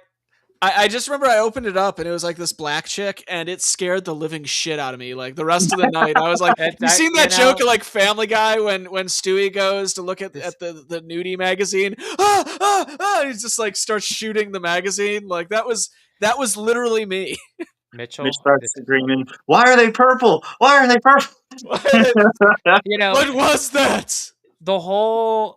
This is really explaining a whole lot of how we've gotten to the current modern Mitch here. Like the Mitchell backstory is really becoming more clear and apparent. It's nothing you wouldn't expect. It's actually pretty standard. But how much Tylenol did you take as a child? Oh, I'll tell you, man, that extra strength. Who knew? Strength. Yeah, who knew? That's why you ended up in a Smith Malice t-shirt. That can be found at 1776swag.com. See, I'm helping with all the shameless plugs. Avoid all medicines, even Tylenol. Oh man, yeah, that's a design that I'm gonna have to update. Dude, what? Yes, Ronan, we will be in the lounge later tonight. Here, get the other one. Got to acknowledge our super chats here. Get the next one. Look at this. Oh man, You know, I'm gonna drink to that. Fuck it. I'm gonna drink. No, I think it was probably. Thinking back, it probably has to be something on like National Geographic. That has to be like the first pair. Like, I can't think of the first time I saw tits, but I would imagine It it's was somewhere around there.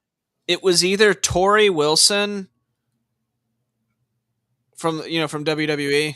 Does your butt plug say Chase Oliver on it? Yeah, did it say Chase Oliver on there, Joe? Like digging through memories, trying to remember. Yeah, it's that. The cat. That was probably who you saw because Vince McMahon convinced her to take or told her not to take off her top, but just to get in the like pool and it would make her wet and she'd be see through. So she. No. There's that, but like Tori Wilson did a photo shoot. I think it was for Playboy back in the day. Yeah, a lot of them did. Yeah, and of course when young me found out about that, I had to fucking go see that ASAP. Oh, I didn't look. Ashley Massaro did it. That's another one. Rest R.I.P. All right, she was so sweet. I miss her. Yeah. Oh man, Vince really did do a lot for us. He did. Trish Stratus. There were a lot. Okay. It was. The jugs were real. The jug show was absolutely awesome. Yeah, there you go. Yeah, and then you always got Nat Geo magazines. Nat Geo Fuck. Shit, I remember Chappelle had a thing on his show. He said I could never finish the Nat Geo. Oh my god. Oh man. This has gotten off the rails very quickly here. Yeah.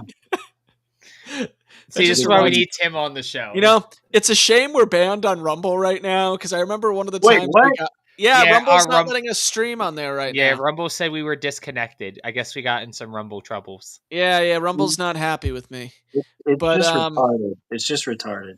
It's very retarded. But the one time we actually had a lively chat on Rumble, it was when two randoms showed up, and somehow I managed to steer their conversation into Aboriginal titties. So this isn't the first time that the show has gone off the rails there. For Aboriginal titties, nonetheless. This is like we need to have an Aboriginal titty night on the show sometime, like a theme night.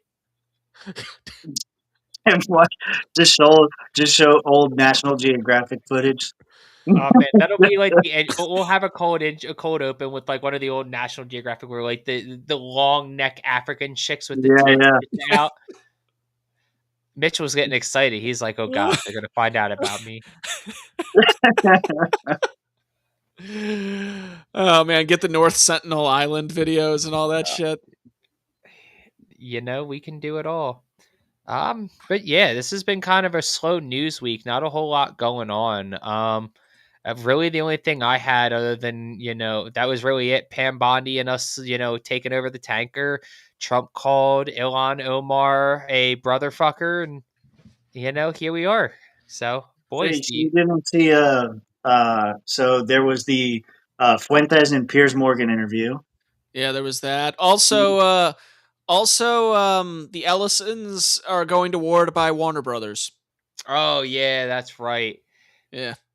And Tim Pool's quitting the show. There's a bunch of stuff you missed. What are you talking about? Man, first of all, nobody gives a fuck about Tim Pool. No one gives a fuck about the YouTube. We do. We gain from his loss. That's how the internet works. You are right. So, big sad, too bad, moving along. God bless and good luck to Tim Pool. I hope he actually does quit this time instead of lying. We wish him the best in all his future endeavors. And gold and silver always going to the moon, Joe. Keep it up. Yeah. Tim Pool, he said that he was sick and tired of all the bullshit. He's basically crashing out over Candace Owens right now because Candace is blaming TPUSA for Charlie Kirk's death. And she's coming up with all these random ass theories because she's having dreams and visions that tell her that the beekeepers, and there's something to do with the number 6 associated with Charlie Kirk's death. Mitch is tilting his head like I'm joking. I'm not fucking joking. No. It's not that I'm doubting you. It's just this is reminding me of that psychic lady on TikTok who's currently being sued for defamation by that university professor. Are you familiar with that? No. Oh, well, I forget. Somewhere out west, there's like this black lady on TikTok who's claiming to be like, I can solve murders with this. And she tried to do this thing to solve some murder that happened on a college campus. And she blamed it on some professor who knew none of the students, never had them in her class or anything. And eventually they did find the murderer. And the psychic lady just kept on doubling down like, no, it's this other woman. She did it. And she's doing it wrong. You have to commit the murder yourself and then solve it. Then you know who to blame it on. Yeah, Tim's got the right idea. Kill that That's motherfucker. the recipe. thought about this. That's the recipe. That's right. Tim's in on it. You can't just pick a random murder. You got to set it up But so that you know details that no one else would know. I don't know, but like what you just described immediately reminded me of the psychic TikTok lady. Yeah, she's like saying that she's been having dreams and visions for weeks. She said that Charlie Kirk came to her dreams and told her that it was a setup from the inside and that, you know, she needed to reveal this to everybody. And yeah, she's like going fucking wild.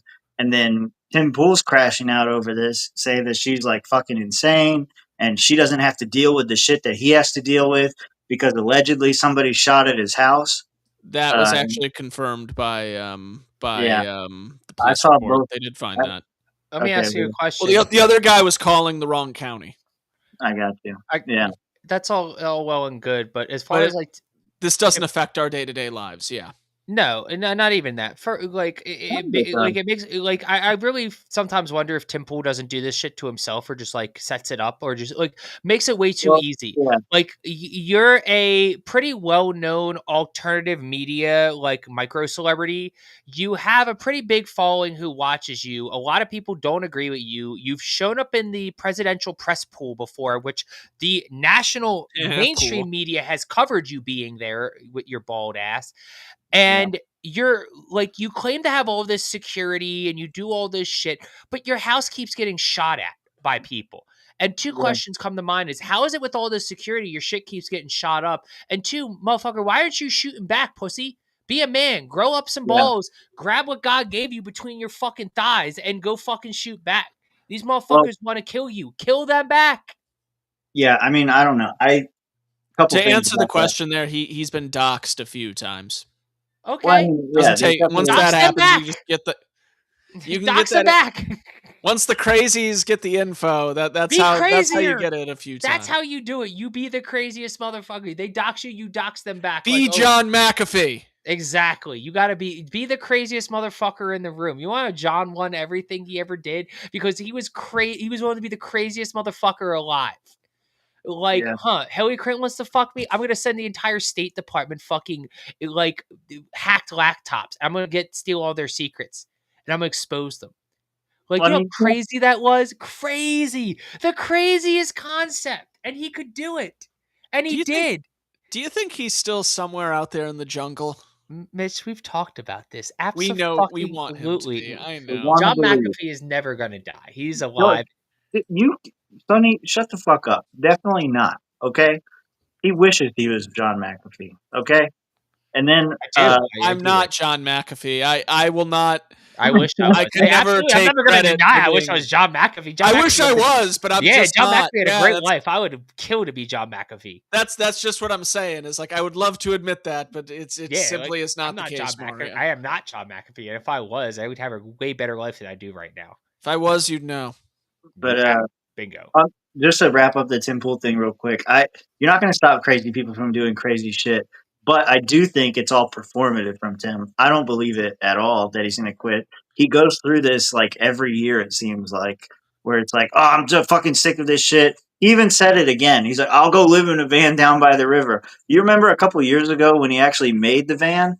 Like he actually built like this like custom van that he could like crash out in and live in forever. And he was like, I'm just gonna go disappear off into the woods and go sit by the river and play my video games. I don't need this shit. And then he started doing daily videos again. He started the Timcast IRL thing. And then it's like every year there's a crash out like this where it's like, I'm gonna quit. I don't need this crap. I'm sick of it. You guys are all terrible.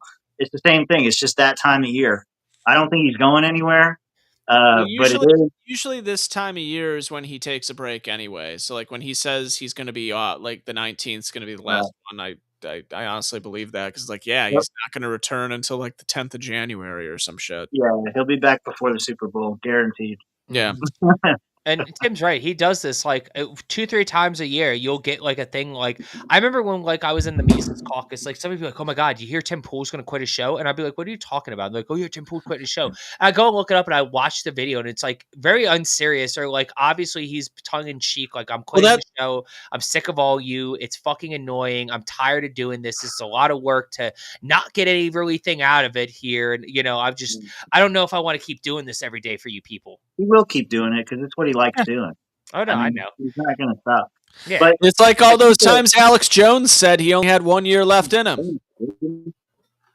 Yeah, damn. I don't know what you did in the last second, but that made it super loud. I don't know, but you remember all those times where Alex Jones said I only got like maybe like 1 year left in this Oh yeah.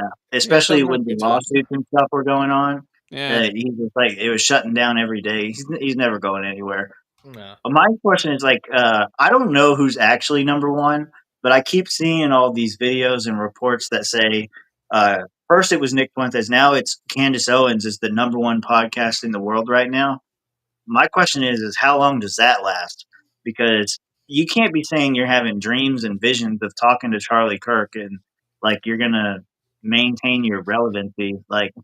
And she's like sharing like old, like I saw a clip of her earlier today where she was sharing old text messages that Charlie sent her when he was still dating before he married Erica Kirk, and like pictures of him. Like, what do you think about this shirt? Do you think I should keep this shirt? She's going way back in the archives, and she's presenting it as like I have new information on Charlie's death. Like the recent conspiracy theory was there were several people wearing maroon colored T-shirts, and that's suspicious. And so we have to investigate why they're all wearing maroon colored T-shirts. The other thing I've heard is that a lot of people think that Candace was probably madly in love with the dude, and that's why she's acting out in the manner she is. He probably did have something for him because they've known each other for a long time. But Candace, I've said it before on the show, Candace turned me off a long time ago. She used to have... she was never a smash for me. No, she used to have this website where she would try to dox people. It was like a website. It was like a right-wing version of doxing the left. Huh. And she like created that a long time ago. And she's like since backed away from it and said she doesn't like she disavows the whole project or whatever. But just the fact of like coming up with that concept, you know who did the same thing was Ben Shapiro. Ben Shapiro came up with a website to demonetize all the left wing because there was a long time where the right kept getting canceled and losing sponsors and doing all this stuff. And so Ben's great idea was to create his own version to go after the left. Shit like that. It's like that just reveals character. That's why I call them the woke right. Because they actually they are the woke right. And what's weird is they want to label us the woke right. Not us, but yes, there are people, they're trying to separate people. So I am on Spotify where I'm going to assume most people who are not on YouTube are consuming their podcasts. It seems like that's one of the biggest ones. So that's what's the iPhone one? What's the Apple one? Yeah, Apple Podcasts, the other one. Yeah. But like here, let me. Okay, who's number one? It's not gonna let me. Is it not Candace? It is not Candace here. So if you look here, because I'm sure I think pulling it up. Thank you. So she is not number one. It's still Joe Rogan, then the Sean Ryan show. This past weekend with Theo Vaughn. Like Candace Owens is like Tucker's killing it. Yeah, she's like 8 or 9. 8. Yeah, so she's up there. Yeah, don't get me wrong. Like she's definitely up there, but she's in between Up First from NPR and Dax Shepard's fucking podcast. No way. She's getting beat by NPR. Yeah, bro. NPR is beating Candace. Holy shit. I was gonna say like Amy which one of these is, I was Amy gonna say Poehler's beating her. She's pretty funny. I was gonna say which one of these is actually a political podcast. And I guess NPR. Theo Vaughn, listen, Tucker. I wouldn't. Joe covers political stuff, but it's not a primarily political show. Yeah, they same just goes with Theo Vaughn. They just had John Cena on. That was a great show, by the way. John Cena is absolutely political. No way. Bro, whoever you were lying. John Cena is highly political. No, go watch the episode. It's definitely not. I know I've watched several clips. Like, trust me, I wrestling was media was really surprised to hear John Cena say that about an entire race of people, but he's entitled to his opinions. Wait, what? Yeah, I couldn't believe that. Yeah, you heard it too. That was crazy. I was like, wow, they are definitely taking the PG fucking mask off of Cena. It's fucking wild. Wait, what happened? You didn't see? Well, when he warned us about a certain group of people. Yeah, that you had to be aware of in society if you wanted to make it out and like be successful. I don't know what you're talking about. We'll explain after the show. Tim isn't noticing. Yeah, he's not noticing. No, he spent a lot of time talking about China. I don't remember him talking about Jews. Oh, but he's not political? China is not political now? No, what he said was, he's like, because remember he got in trouble. I'm sorry, I talked about Taiwan being its own country. Yeah, that was wrong. so you did watch it. You see, John Cena is highly political. He fucked up our fucking like the Chinese-Taiwanese relations. He fucked up nothing. Ain't nobody give a shit. It hurt China's feelings. Who cares? They care, Tim. I don't care about them. They can suck my dick. It's right here. Suck it. Present it. See more on Real Swampcast. I'm not getting those banned. Yeah. I will do that. Hashtag swamp OnlyFans/Swampcast. Okay. Sonny, you said NPR is government funded. It's no wonder that they're beating her. So you're saying government funding works now? Is that where you're at? Well, it also is a matter of there's just a sizable enough audience to go check them out. Like, even without the government funding, people like my uncle are just drawn to shit like NPR. But it gets pushed. Like Ben Shapiro, that's how he got big, was Facebook advertisements. He got a bunch of funding. He put it all out on Facebook and got people to come look at him. And then he got big. He didn't organically grow. He just got his shit pushed out to everybody. See, I mean, to be fair, I remember seeing videos of him owning leftists at college long before which that. is great. Sweep. But the conversation topic was, how long can Candace Owens keep this run up? And I'm saying as long as she keeps being entertaining enough to keep people interested on her Charlie Kirk crash out, she's going to do this. But eventually, like, Mitch, Tim, you both have said, that golden goose is going to stop shitting fucking golden eggs, and she's going to be up Shit's Creek without a paddle. And that's when it's going to get really funny. Get desperate. Do you think we're eventually going to see entertaining YouTube documentaries about this whole situation? Oh yeah, she's going to have to go like full Bonnie Blue or like show butthole on camera or something to like keep that fucking trend up. She's you ready to see Candace Owens' butthole on camera? I mean, I would look, but it's not like. You remember how I said I wanted Lauren Boebert's number, not Lauren Loomer's number? I want Kim Klashik's butthole, not Candace Owens. You're getting Nicki Minaj, and you're gonna like it. Yeah. Okay. I mean, I wouldn't mind that actually. Yeah, all right, why not? It's an experience. You're gross. It's an experience. Yeah, it's an experience. Yeah. You ever experienced chlamydia before, Mitch? There you go. What an experience. There you go. It's an experience. There you go. Herpes, the experience that keeps coming back. Yeah. Oh no. The Black Marianne Williamson is not going to make it. That's how I feel. No, definitely not going to make it. Wait, Black Marianne Williamson. Yeah, Candace Owens. She's having visions. Okay. I got you.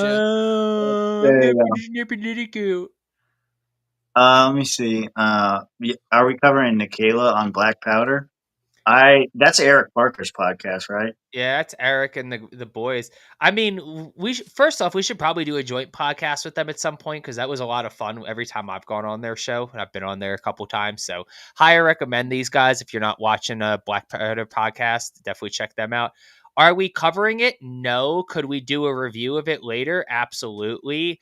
I think even better.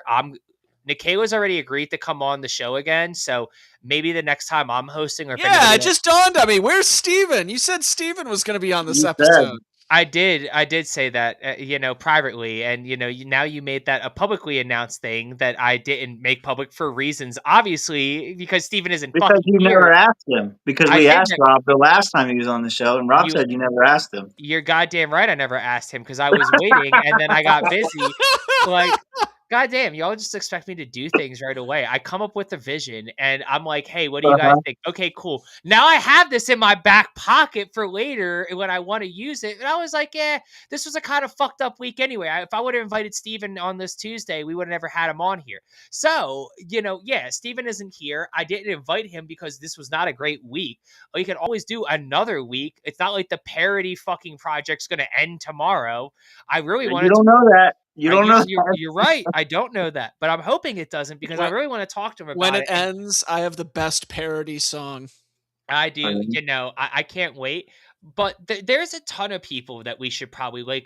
We've been doing it a lot, like a 3-4 man crew, and that's been great. But our guests really have drawn people. So definitely, I think we should. I'll reach out to Steven. I'm sorry. Once again, I said privately I was going to reach out to Steven, and now I'm being publicly shamed for not reaching out to Steven. First you So were Steven, publicly. if you see this, we're gonna clip this. So Steven, when you see this, I'm gonna call you.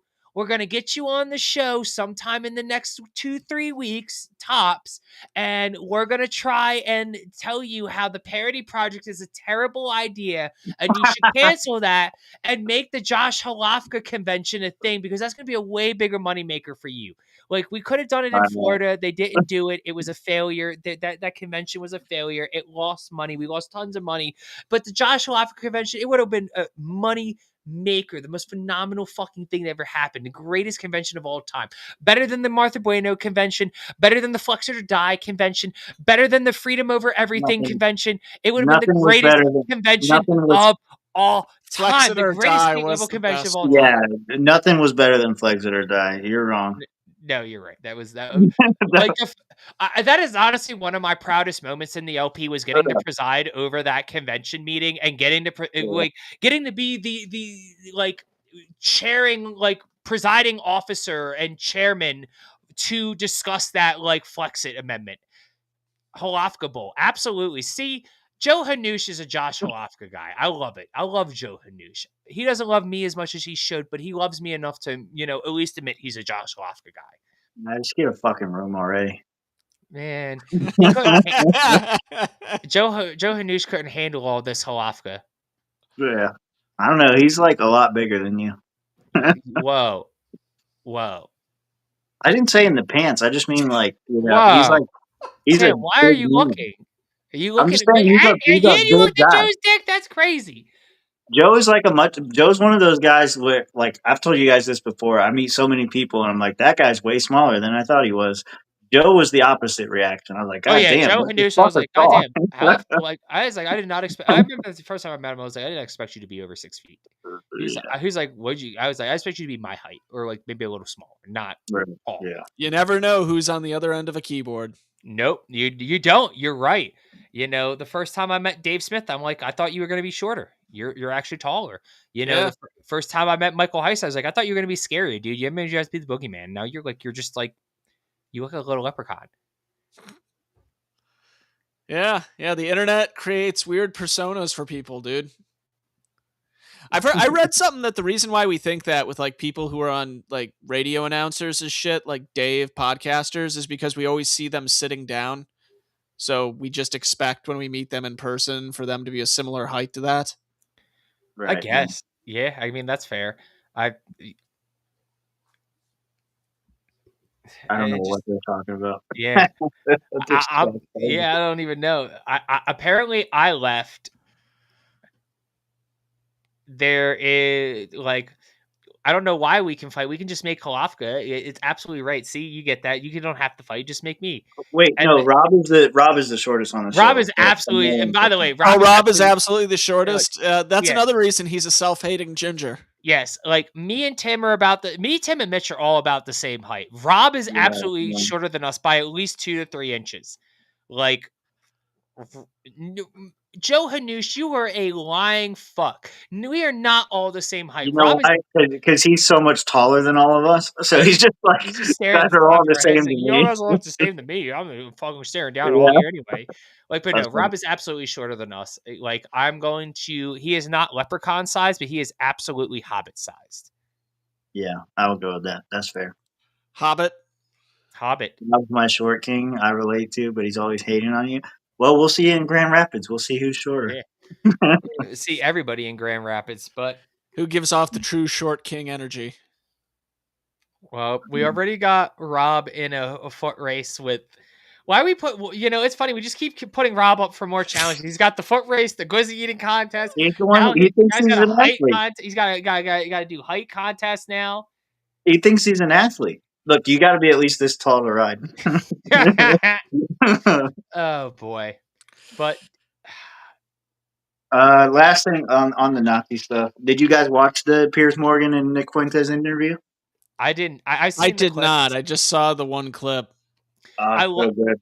It was. Yeah, you gotta watch it. I got to go back and watch it. It honestly seems like the greatest troll job Nick could have done. Because Piers is just like, I saw the clip where he's like, so if you don't hate the Jews, what do you like about them? And he's like, oh, they're smart, they're funny, they're well educated, they're good people, they create businesses. Like, it's just so funny. He's like, you don't hate black people. Like, if you don't hate black people, why do you?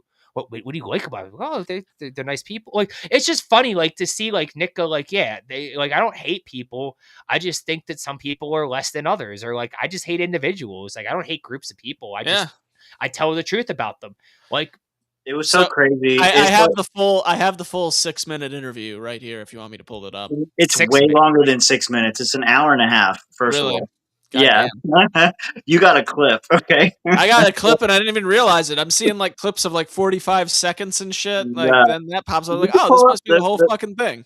Yeah, pull up a 45-second or something. Whatever clip you pull is probably going to be a decent one. It's a great interview. I think it started off like because he asked him something in the beginning, and he's like, there seems to be two different Nick Fuentes. There seems to be this one that's going on this interview tour that's happening right now where your positions are a little more moderated. And then there's the live stream Nick Fuentes where you're on your own show and you say a bunch of ridiculous shit. And he's like, well, that's true because when I talk to people in good faith, I'll answer a question. If you ask me what I believe, I'll tell you. But when I'm on my show, I'm having fun. We're making jokes and whatever. It reminded me a lot of us. But he just there was a couple times once he realized that it was going to be a hit job interview, a switch went off and he was just like, fuck it, let's go. And Pierce, there was one moment where Pierce asked him, he's like, so you're a racist? And he's like, yeah, sure, I'm a racist. And then for the rest of the interview, Pierce is like, oh, so now that you admit that you're a racist, let's talk about this. Just keeps oh going. My God. It's fucking terrible. You got to watch it. It's good. This is where you talk. Go ahead, Ned. Go. All right. About Jews, women, and blacks. This is my favorite. Yes. They're always coming up with, no, it's not the Jews. No, it's not women. No, it's not blacks. It's actually really complicated. No, it fucking isn't at all.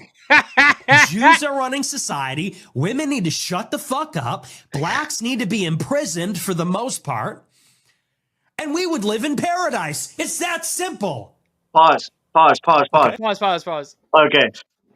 That was a great clip. I saw that clip the day it came out. I showed it to Brandy. And we were laughing so hard. We're like, this is hilarious. Not totally wrong. Okay? No. It wasn't like reasonable things. Like, hey, we have a certain group of people running society. Certain people need to shut the fuck up. Certain people should be in jail for the most part. For the most part. Not all of them, just some of them. Oh, they harped on that. I know it's not going to be in this clip because they went on for it for about 15 minutes. But yeah, they harped on that a lot. My favorite part about this, so the clip was great enough on its own. And then there was this response. Go ahead. Would you like to clarify what you meant there? That's all true. That's 100% true. Wait. Everything I said in that clip is true. Including that blacks need to be imprisoned for the most part. Yeah. Yes. This is where you talk. Duh. I can't just, yeah. Yeah. Yeah.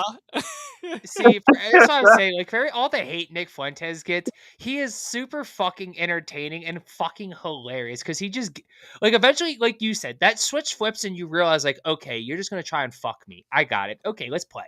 And then he just Yeah. goes in. Like, he's such a gamer. I love it. Like, you can hate him all he wants. He might be a fed. That's fine.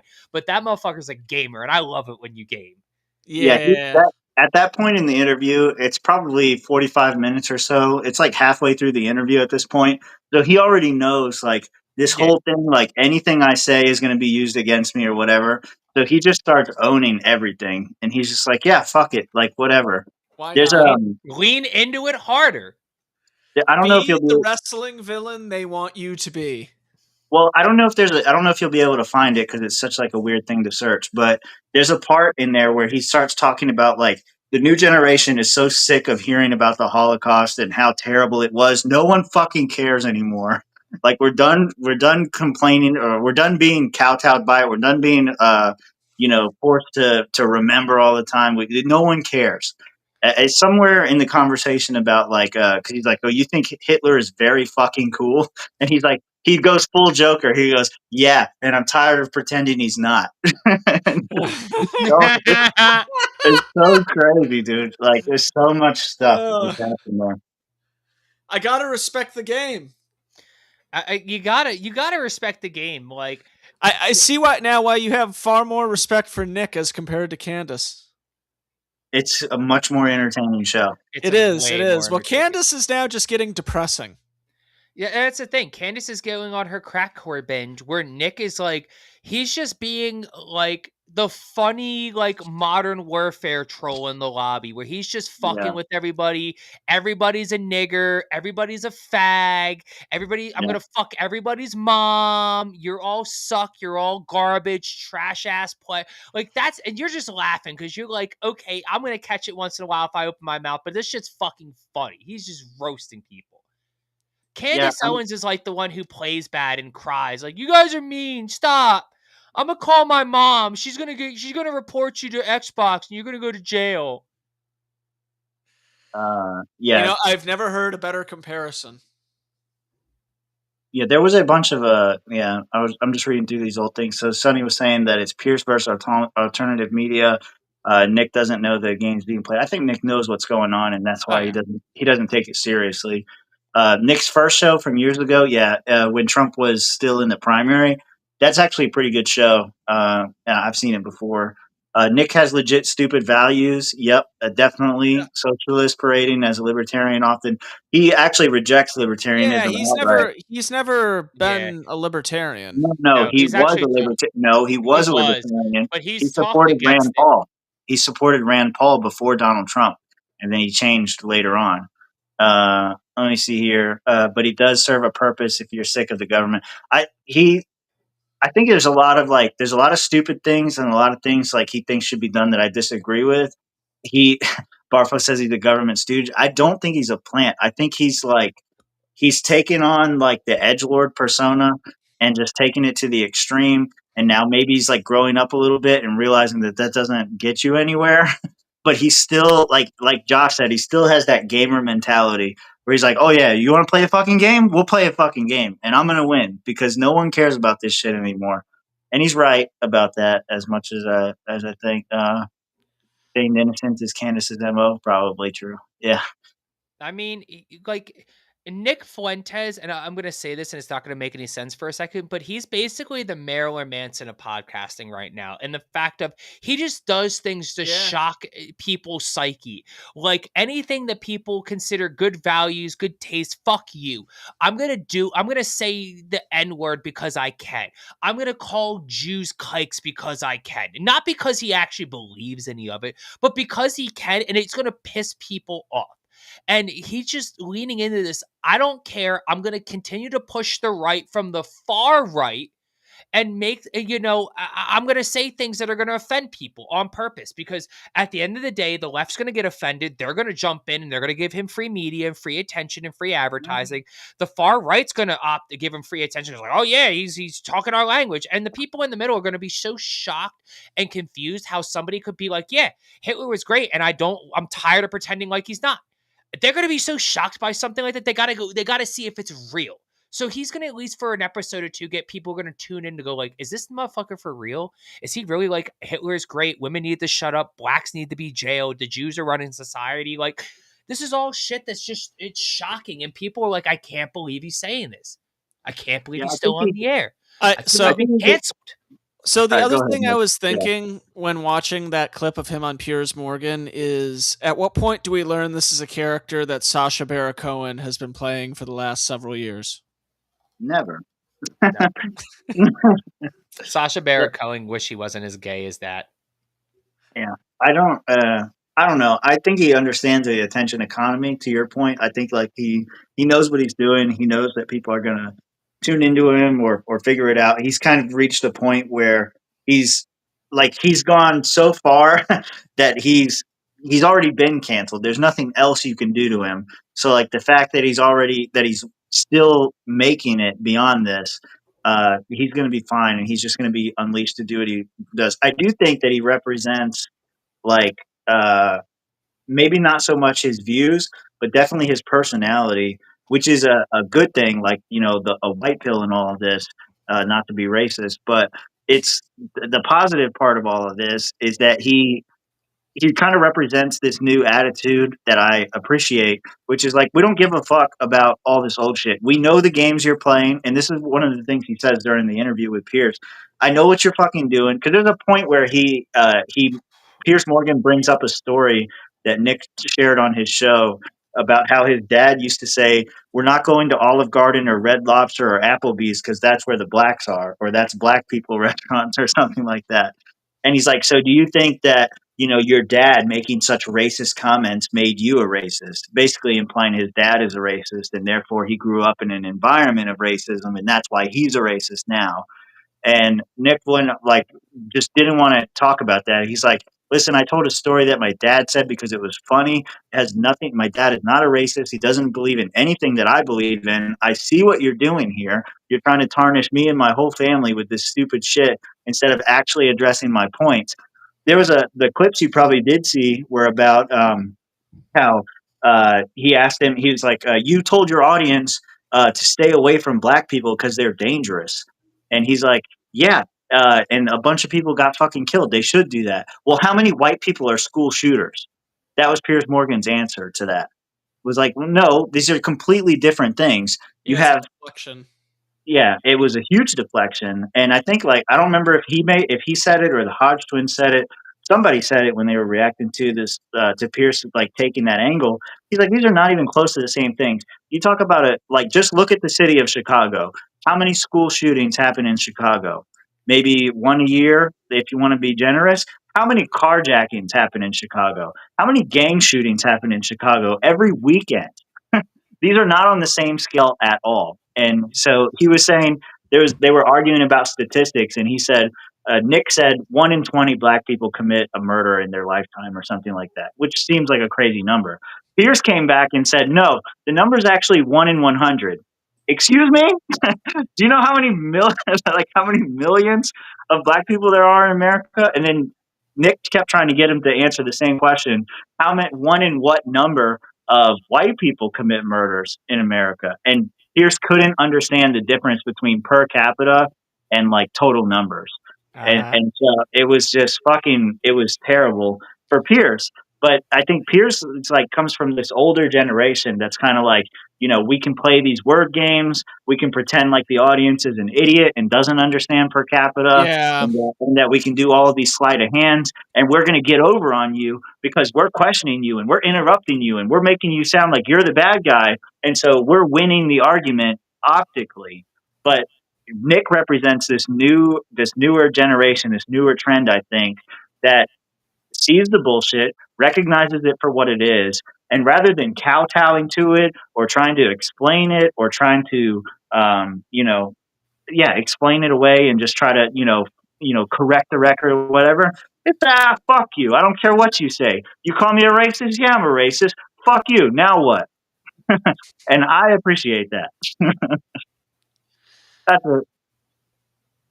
I mean, very, very elegant way of putting it there, Tim. But yeah, that's basically the gist of it. you have this older generation that they have this playbook of doing things that it's coming to an end day by day. Because as that older generation dies off, that playbook is no longer useful. Right. I'm happy to see it. I'm glad. I want to get to a point where people are having honest conversations. Like I was watching another clip of Pierce Morgan with I was watching an Andrew Wilson, some debate he was having with Mark Lamont Hill, and the guy was just so focused on his talking points and his rhetoric that he couldn't actually answer the question or have like a real conversation or a real back and forth. Like if you were sitting at a bar with somebody and you had an argument about something, you guys would just talk straight to each other. You wouldn't like try to get in all your talking points and build up your rhetoric to make your point. You just say like, yeah, you're a fucking faggot. And you just be done with it and you can move on and have a conversation from there. But it seems like everybody's so focused on pushing the agenda and the full message, and you just can't have a straight conversation. And hopefully this is like we're in this like transition period where, you know, I don't know if the millennials are just too busy crying in a corner to step up, and now we're stuck with Gen Z. But whatever's happening right now, I'm here for it because it seems like we're cutting out the bullshit, which I appreciate. Well, I mean, is it just me, or is it seems like Trump's podcast run this past election cycle really helped him out a lot, while Kamala didn't really do one at all? Of course, yeah. So, and I think because now you have people like us who are becoming more active while voting, that mattered a lot more. Well, I think. And meanwhile, these little clip interviews, they don't really matter for shit anymore. Well, I'm sorry. Go ahead, John. Yeah, I mean, not for nothing, but like you're talking about like Trump didn't really go on a big podcast tour. He went on what? Fucking Joe Rogan's podcast, Theo Vaughn's podcast. Did he go on Andrew Schultz? Okay, Yes. so like three of the biggest podcasts in the United States. So yeah, he did a few. Hang on, let me look this up. He did all the big ones. Yeah, he did all the big ones like Andrew Schultz, Theo Vaughn.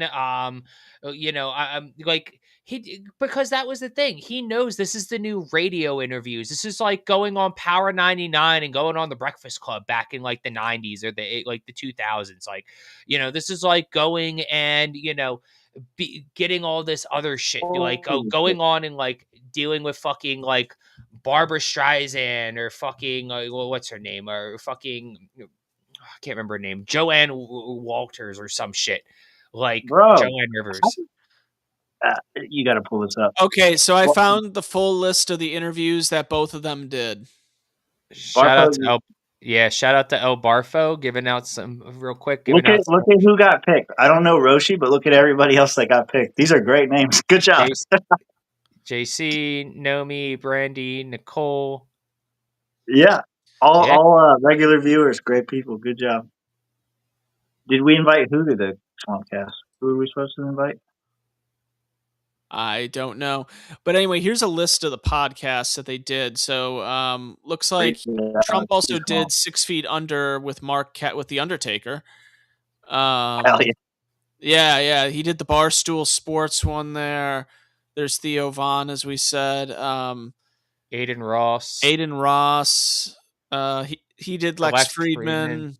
Oh, God. That was probably like a 12-hour podcast. I don't even know what the Milk Boys is. Never heard of that one. Dan Bongino show.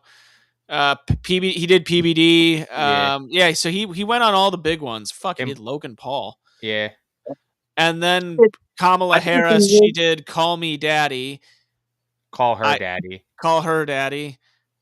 He went on Howard Stern, which I wouldn't count that as a podcast. All the Smoke. Breakfast Club. Okay, there's one I'll give her. Apparently she also did Shannon Sharp. Yeah. Yeah, so that was the thing. You're going. So Trump's going on all the shows that are male-dominated podcasts that have a big male audience. Kamala went all the ones that have soy boy podcasts are radio shows that have a dying fucking like collective of boomers who listen to them. and a couple of lesser known shows. Congratulations, you were doomed to fail from the start. Yeah. Shows, Well, a lot of those shows, shows, like those boomer shows you're talking about, the only reason they're podcasts now is because that's the only way to survive. well, they have connections that other people don't have. That's why they exist. Like the Call Her Daddy podcast. The only reason anyone watches that show is because the guests that they get are like politically connected people, and so it's like an access journalism podcast. It's like if you want So to it hear really isn't even like the podcasts that we listen to anyway. No, but right, it's also the most popular podcast for women out there. But I think the reason why those things help Trump so much is the reason. Just look at the reason why people win elections. First, it's the economy's stupid. If the economy's doing bad, you're going to vote for the other party because you think they're going to make things better, whether they have a proven track record or not, and they don't. That's number one. Number two, the reason why people vote for a presidential candidate, at the end of the day, you're going to have your hard rights and your hard lefts that are always going to vote for the party no matter what. Those people in the middle that they always try to sway one way or the other, what is the number one political question? Can you have a beer with this person? Do you feel like they're acting good or whatever? And Trump, by going on those podcasts, he subjected himself to 2 or 3 hours of unedited, unadulterated Trump. And so you got a peek at what his personality is like. And so if you watch that and you're like, oh, well, maybe he's a fucking liar, but he seems like he's trying or something like that. And to be fair to everybody that voted for Trump, he said a lot of the right shit during the campaign. I learned my lessons. These people that I had last time, these were bad people. I'm going to do it right this time. I know what I'm doing now. Now I know a lot of things I didn't know then. He was saying a lot of the shit that you would want him to say. The problem is once you get there, it's a lot different. So yeah, I don't know. I think that's how the podcast helped him. I don't think it's the fact that it was the podcast. He could have gone anywhere. He could have done fucking what did they call those fireside chats? He could have done fireside chats once a week, and it would have helped him just as much. He could have done the Jacob Hornberger style vlogs from his campaign car. Yeah, exactly. But it would have helped him a lot more because it gives people a feeling of who this person is. And so you have the polished and primed Kamala Harris versus the real and raw Donald Trump. And the real and raw is always going to win. All right. And let's also keep in mind, like, the type of stuff that was getting asked. Like, Kamala was coming in and getting softballs. Like, how are you going to fix the economy? Like, Trump's going on Theo Von's podcast, and Theo's going on a 10-minute rant about how he was doing cocaine one time and was all fucked up.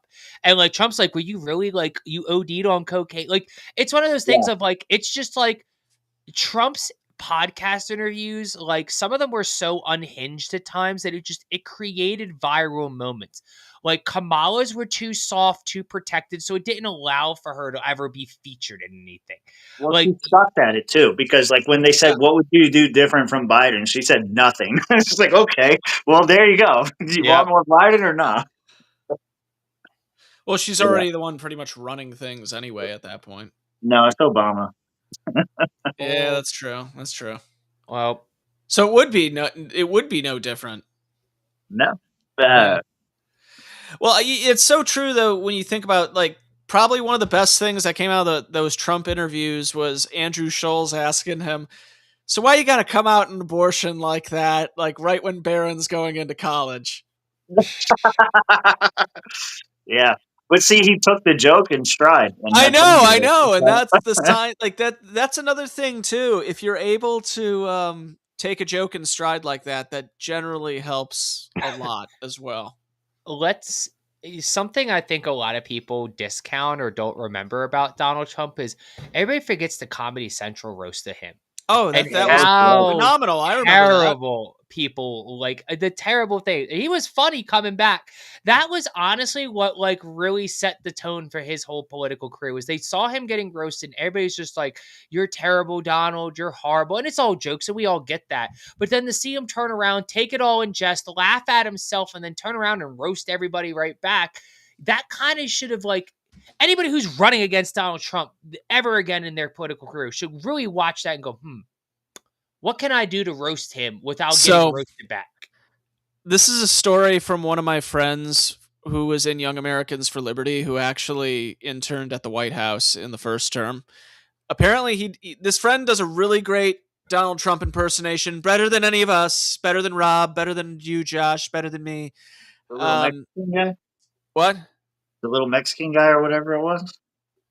I don't know his ethnicity, so I don't know off the top of my head. But either way, he interned at the White House, and I guess he was fucking with one of the Secret Service guys by going up and doing the Donald Trump impersonation right in front of him, and he notices the Secret Service guy just isn't reacting, and Donald Trump was basically writing back at him, one of those turns around and oh fuck, he's right there moments. Could you do that again? You did a really good impersonation there. Like Trump has a sense of humor about himself, dude. Like it's not fake. That's the thing. Donald Trump is like, been in the public eye for 40 years. Yeah, you have to learn. You have to learn to laugh at yourself. It's either be the joke or learn to laugh at the joke. That's a great question. I don't know the answer. You guys try. I don't know. I'll pull it up. What is the question? So while you guys are digesting this, I just want people to remember, like Donald Trump also went to the Vince McMahon school of how to cut a promo and be a professional wrestler. He's not only it wasn't just the Battle of the Billionaires. Donald Trump has been involved multiple times in WWE. He's learned how to work a crowd, how to be involved. Like there's all kinds of stories of when he came in and Vince McMahon's like, you should take the stunner, and he's like, I remember him being like, do you think people will care? And he's like, oh, it'll be huge. You're gonna get a huge, it's gonna be a huge pop for it. And he took the stunner, and people went crazy. And he like in interviews, he was like, yeah, I didn't think it was a good idea for me to take this, do this wrestling move, but I did it, and people loved it, and they still talk about it. Like he understands. Yeah. Now, Mitch, what if you alive or dead? Who would you choose? I'm trying to think. You guys go first. I'm trying. It's so tough. This is a hard question. I know, because you're only giving me one. Ronan says an angry Austrian artist. That was a pretty good answer. The question is, wait, who is it? Who is it? Josh, an angry Austrian artist. Oh, okay, sorry. Well, it brings up a good clarification. Because it'd be crazy to have a beer with Hitler, but would he be speaking German or English? Because if I can't talk to him, then there's no point. Oh, yeah, this is a really good point. And is it only one beer, or do we get to have multiple beers? Is it like until we're drunk and one of us taps out, or we get one beer? Reading the text of the motion, it says a beer. So that is only one beer. One beer. How big is the beer? Oh, is it? Okay. Do I get a 40 ounce? That's one beer. It's one of those big Australian beers. Yeah, is this one of the big fucking barrel drum beers, or is this like a little tiny beer? Am I gonna only have 10 minutes, or am I gonna have an hour? All right, I'm gonna pick a gay answer. My dad's father, because he died the year before I was born. Gay. There you go. Nah, that's fuck you, Mitch. Suck a dick and get fucking swallowed too. That's actually a fucking great answer. Why are you gay? I'm not gay. You're gay. We've already established this, Mitchell. You can keep asking gay questions, but it doesn't mean you get any gay answers from me, because I'm not gay like you. I don't know. It depends. It's so weird because if you pick a historical figure, then I would probably pick somebody like Jefferson. Once again, are you going to be able to understand him? Because the English language was so different back then. Yeah, I can fucking understand Old English. No, literally, I looked this up one time. If you were to time travel back in time, how far back would we be able to go with our type of English before we would have issues even understanding the English itself? And how far it's the early 1890s basically is as far back as we would, and even then, that's pushing it. That's pushing it. That's because you're retarded. Yeah, that's retarded, dude. Read the Constitution. I'm not even kidding. Pull up what Old English back in the 1700s. I know how to read Old English. What are you talking about? No, I'm not even kidding. You need to listen to how the language is spoken. I understand. Have you not read John Locke? It makes sense. I have read John Locke. Still, I recommend going and looking up what it sounds like. Listen, they're going to make a lot of references I don't understand, and it might take me a minute to process. This is the Mitch Carter was right jar, damn it. No, you're wrong as I fuck. am dude. absolutely right. This is You're the Mitch so Connors wrong. wrong. I know I'm right this time. Mitch, the No, price you- is wrong, bitch. Price is wrong, Bob. Or Josh. Like, this is what happens when you use AI to research facts. Okay, you're wrong. This isn't even AI, man. This is literal shit that I've researched. How do you there's research this? in How do you Hoytoid, research this? in Hoytoid, there's a town named Hoytoid, which is probably the closest to that Old English. I It's here in question. the United States. I'm not even kidding. There's videos of Hoytoid. Yeah. I question your methodology. This study is in question, and I don't believe it. Okay. So y'all are. I'm done being. Hang gay on, with- I'm pulling up Hoytoid so you can hear the Fuck accent of these you people. and your hoy toy. You can get fucked. In Fuck your you, fuck you, Josh Halofka. Yeah. Shut the fuck up there. I'll Mitchell kick your McConnell. bloody arse. All right, Mitchell McConnell. You're calm talking down. about the goddamn Irish. You're Uh-huh. goddamn talking shit about the Irish. I know. Like I said back at the beginning of the show, we need to go back to our roots. We need to hate the Irish and the Italians more. Fuck both of them. They're pieces of shit. Oh, for you, you goddamn Halofka. No Irish, Mitchell. Come at Take you it- black and tans. How you doing? How you doing? How you doing? Okay, which one? Goddamn greasy Italians. How you doing? Which one are you gonna pick, Josh? All right, so I'm gonna go with a crazy out of here one that y'all probably wouldn't expect, but I'm actually gonna go with King Richard III of England. Okay, why? Why? Because he was head of the Christian armies during the Third Crusade, which in my opinion is the most interesting of the Crusades, because that was the one where he battled against Saladin the Wise multiple times and ended up actually becoming very close friends with Saladin after the Crusades ended. So I would be really interested to hear like his experiences through the Crusades, what made him take up the cross and the sword in favor of the church, and then what kind of like respect he had for Saladin, and where he thought he could have done better with his military campaigns. Like the Third Crusades is super interesting to me.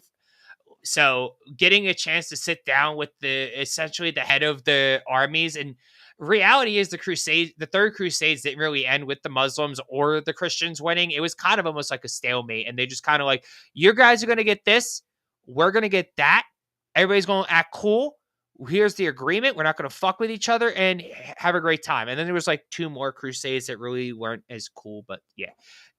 King Richard III. King Richard III of where? The Lionheart, England. He says he likely wouldn't be drinking a beer. Would it be mead, or are you saying that because he's a religious figure? Because then you Beer can was just tell around him. then. Well, okay, but he's a religious figure. Is he going to be drinking? So you just tell him it's the piss of Christ, and then he'll drink it.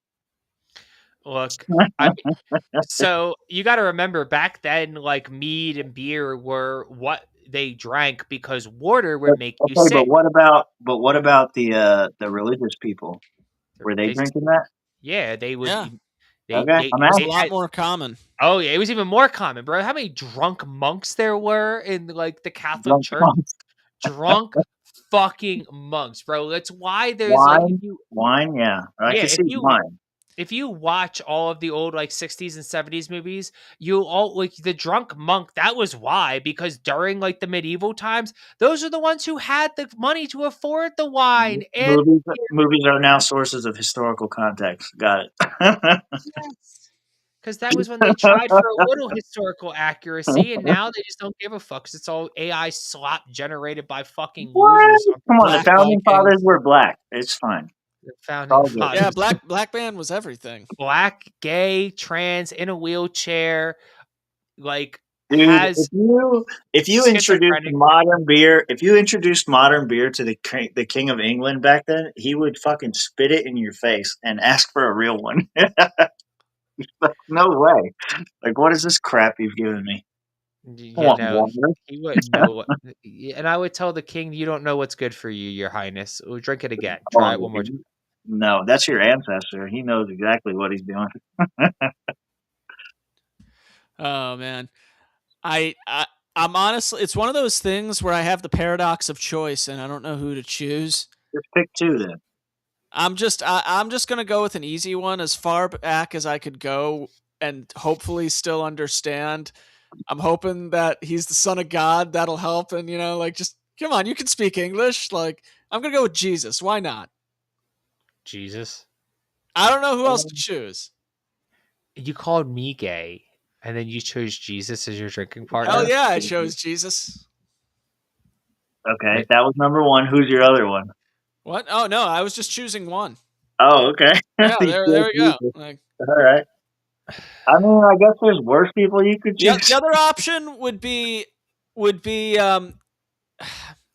I mean, would it be good to choose someone who's alive right now, but it is someone who I guarantee none of us will ever be able to have a conversation with? I was going to follow that up with someone that's alive right now, because I would probably try to pick someone like Charles Manson. Really? Well, he's dead. Well, okay, so damn, He's now dead. He's dead now. one. I got to think of another one now. But yeah, somebody like that. Alive, I would love to interview Kim Jong-un, because I legitimately want to know, like, so, like, you're a dude who was raised in the West. Like, you went to this boarding school in, what was it, Switzerland or some shit, where they gave him an identity as a Chinese exchange student. He loved to play basketball. He was a big fan of Michael Jordan. That's why fucking Dennis Rodman was the US's little guy to be a diplomat over there. And like, I legitimately wanted, like, according to the one guy who was Kim Jong-il's chef who left and later wrote a book on his experiences, apparently Kim Jong-un said to him one time when hanging out in the kitchen, like, I don't get it. Why is it I go over to Switzerland and they have all these markets full of food, but then I come back here to North Korea and we don't have any of that? And then you get into power and you go on to be like this, you know, for lack of a better way of putting it, similar to your dad and the one who came before him. Like, but at the same time, I have noticed little changes that have been able to come about, as weird as this might sound. In North Korea, it's now legal for women to wear pants as of a few years ago. It's now allowed, ladies. What were they wearing before? Skirts. This is a degradation of society. We need to go back to tradition. They need to wear skirts. They cannot be wearing back to their roots where they belong. This is terrible. I want to know, like, is it a matter of trying to live in the shadow of what came before you and appease that? Is it a matter of you want to change things, but you have to do it incrementally, lest you end up like every other dictator who's been in this situation? Isn't there like a saying that like that the world just needs blue jeans and rock and roll or something like that to be free or something like that? I mean, that would be one hell of a way of putting it, brother. No, put them back in skirts. I want them back in skirts, okay? I want them back in skirts too, just because I'm sexist. So, you know, women shouldn't be wearing pants. Although I get it. It's easier for the communists just to keep making pants that are just gender neutral and, you know, put them out. It's cheaper, less money, more pants. Yeah, one size fits all type of pants. They're just sweatpants, bro. Who cares? Fuck. No. But, you know, if I had to pick a living person, since all of us picked a dead one, I'm going to go with Vladimir Putin. I know he speaks English. I know he'll be able to talk to me, have a great conversation. He's probably the most interesting man in the world at this point here outside of Donald Trump. So, yeah, definitely have a beer with Vladimir Putin and see what he's got in his, like, up his sleeve. Putin would be very fascinating to talk to. He's another one. Putin would be I'd be fucking like I'd be fucking enthralled the entire time, just hypnotized by that motherfucker. Yeah, they're a bunch of goddamn communists.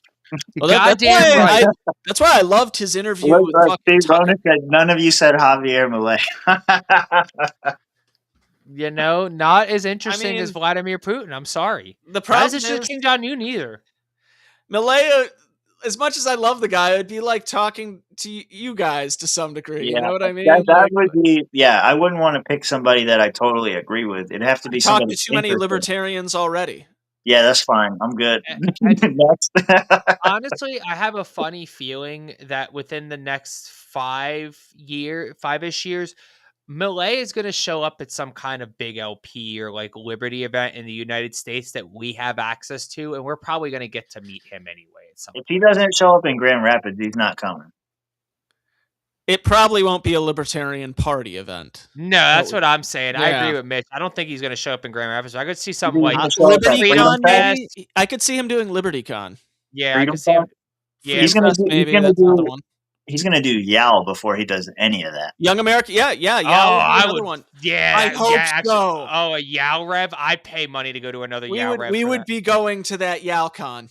Oh yeah, that Yao Rev be fucking lit. I would pay my 500. What's the like the entry fee now for us, Mitch? Because we're old, like $600 for Yao because they changed up the way they do things. I don't know, but I also want to reiterate to Young Americans for Liberty, I am an alumni, so come on, I'm still willing to pay, but what deals can you give me? Come on. Help a brother out. Nothing after you shat on him. Yeah. I never shit on Yao. Yes, you did. What are you talking about? Oh You made a yeah, whole when I made video the whole about it. Young Americans for Liberty being dead. What's funny is I talk with people. None of them saw that shit, but Oh, well, there you go. I've talked to several people about that, and what's funny is they realize the error. That's why it's no longer called Yao Rev. They no longer do Young Americans for Liberty Revolution. We don't the want year after revolution. that, which We was just this want past little one, changes. the year after this past one, it actually felt like a Yao convention again. My only complaint is that there still aren't a lot of tables. Like, come on, what the hell happened? Why was it at one point we could have a fucking tabling all around the convention floor, and now it's like a little curtained off area with like maybe 10 or 20 tables? Like, Probably charge a lot more. well, they charged a lot back in the day too, but at the same time, when we tried to get a table with the Mises Caucus or the Mises Caucus of Florida, they gave us some legal reason why. And I don't know if that really is the case or if it's just the case of someone behind the scenes doesn't like us. But the fact that there's other organizations that tabled at YAL conventions before that aren't there anymore makes me wonder, like, was there some sort of procedural rule change that caused issues? Fuck if I know. It's probably just like the access journalism thing. They kept getting all these bigger names, these political names, and they didn't want to cause any trouble by getting these troublemakers.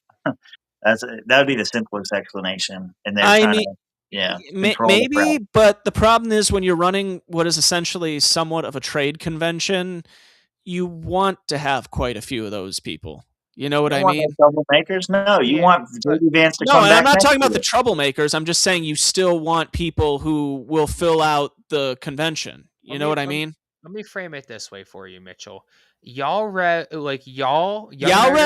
ended because of that horrible convention that we went to where I held the wake for Young Americans for Liberty, which they are now aware of the fact that I held a wake for Young Americans for Liberty. But what happened the year afterwards, they returned back to YALCON. That's why I'm calling it YALCON. Get with the times, Halavka. And they went back to the yellow and blue color scheme. So they embrace tradition. They love Ukraine. Yeah, that's it. I mean, so does the Mises Caucus by that logic. No, they went back to the old YALCON and they embraced tradition. What's that? Lauren, whatever the fuck her name is no longer in charge. Jeff Frazie's now in charge, who I've never met him, but he's from the old days, from my generation of YAL. So things seem to be doing a little bit better since he's been running things. So all power to him. These old heads definitely know how to connect to the youth. They'll get it back in no time. The youth aren't I'm not the problem. The youth all are. Yeah, that's right. They need to change and be right. All right, boys, let's wrap it up. What do we got? Right. Not much. Check us out, swampcreatures.com. Follow me at realswampjosh on X. I'm still on Facebook, but not really, so don't follow me there. Yeah, outside of that, pass it off to Mitch. Mitch, what you got? Go follow me on X at Mitch Connor JLo. Also go check out 1776swag.com. Also, we have retroremnant.com for all just my non-political designs, and forgottenteams.com for some of those teams that you can no longer find their merch out there because they no longer exist. There you go. Onlyfans.com/realswampcast, where we turn the lights down low. I'll see you guys in the lounge. It'll be fun. Tim's going to go do some nasty stuff once this episode ends. Look, the lights are going down. Ooh. I was going to say, we can tell just by the angle that something's Randy's going to get the peg. Onlyfans.com/realswampcast. Come check out Tim with the lights down low, baby. With the lights down low. Go on the OnlyFans and check out Tim getting pegged. No. Check out and Tim's feet. Tim's got feet pics. We're putting Tim's feet pics up there tonight, boys. Check them out. Subscribe. It's gonna be there. There's a little sneak peek. Y'all have a great night. Wait. Oh. Oh no! All right, that's how we're editing this. All right, we're out. Good night, guys.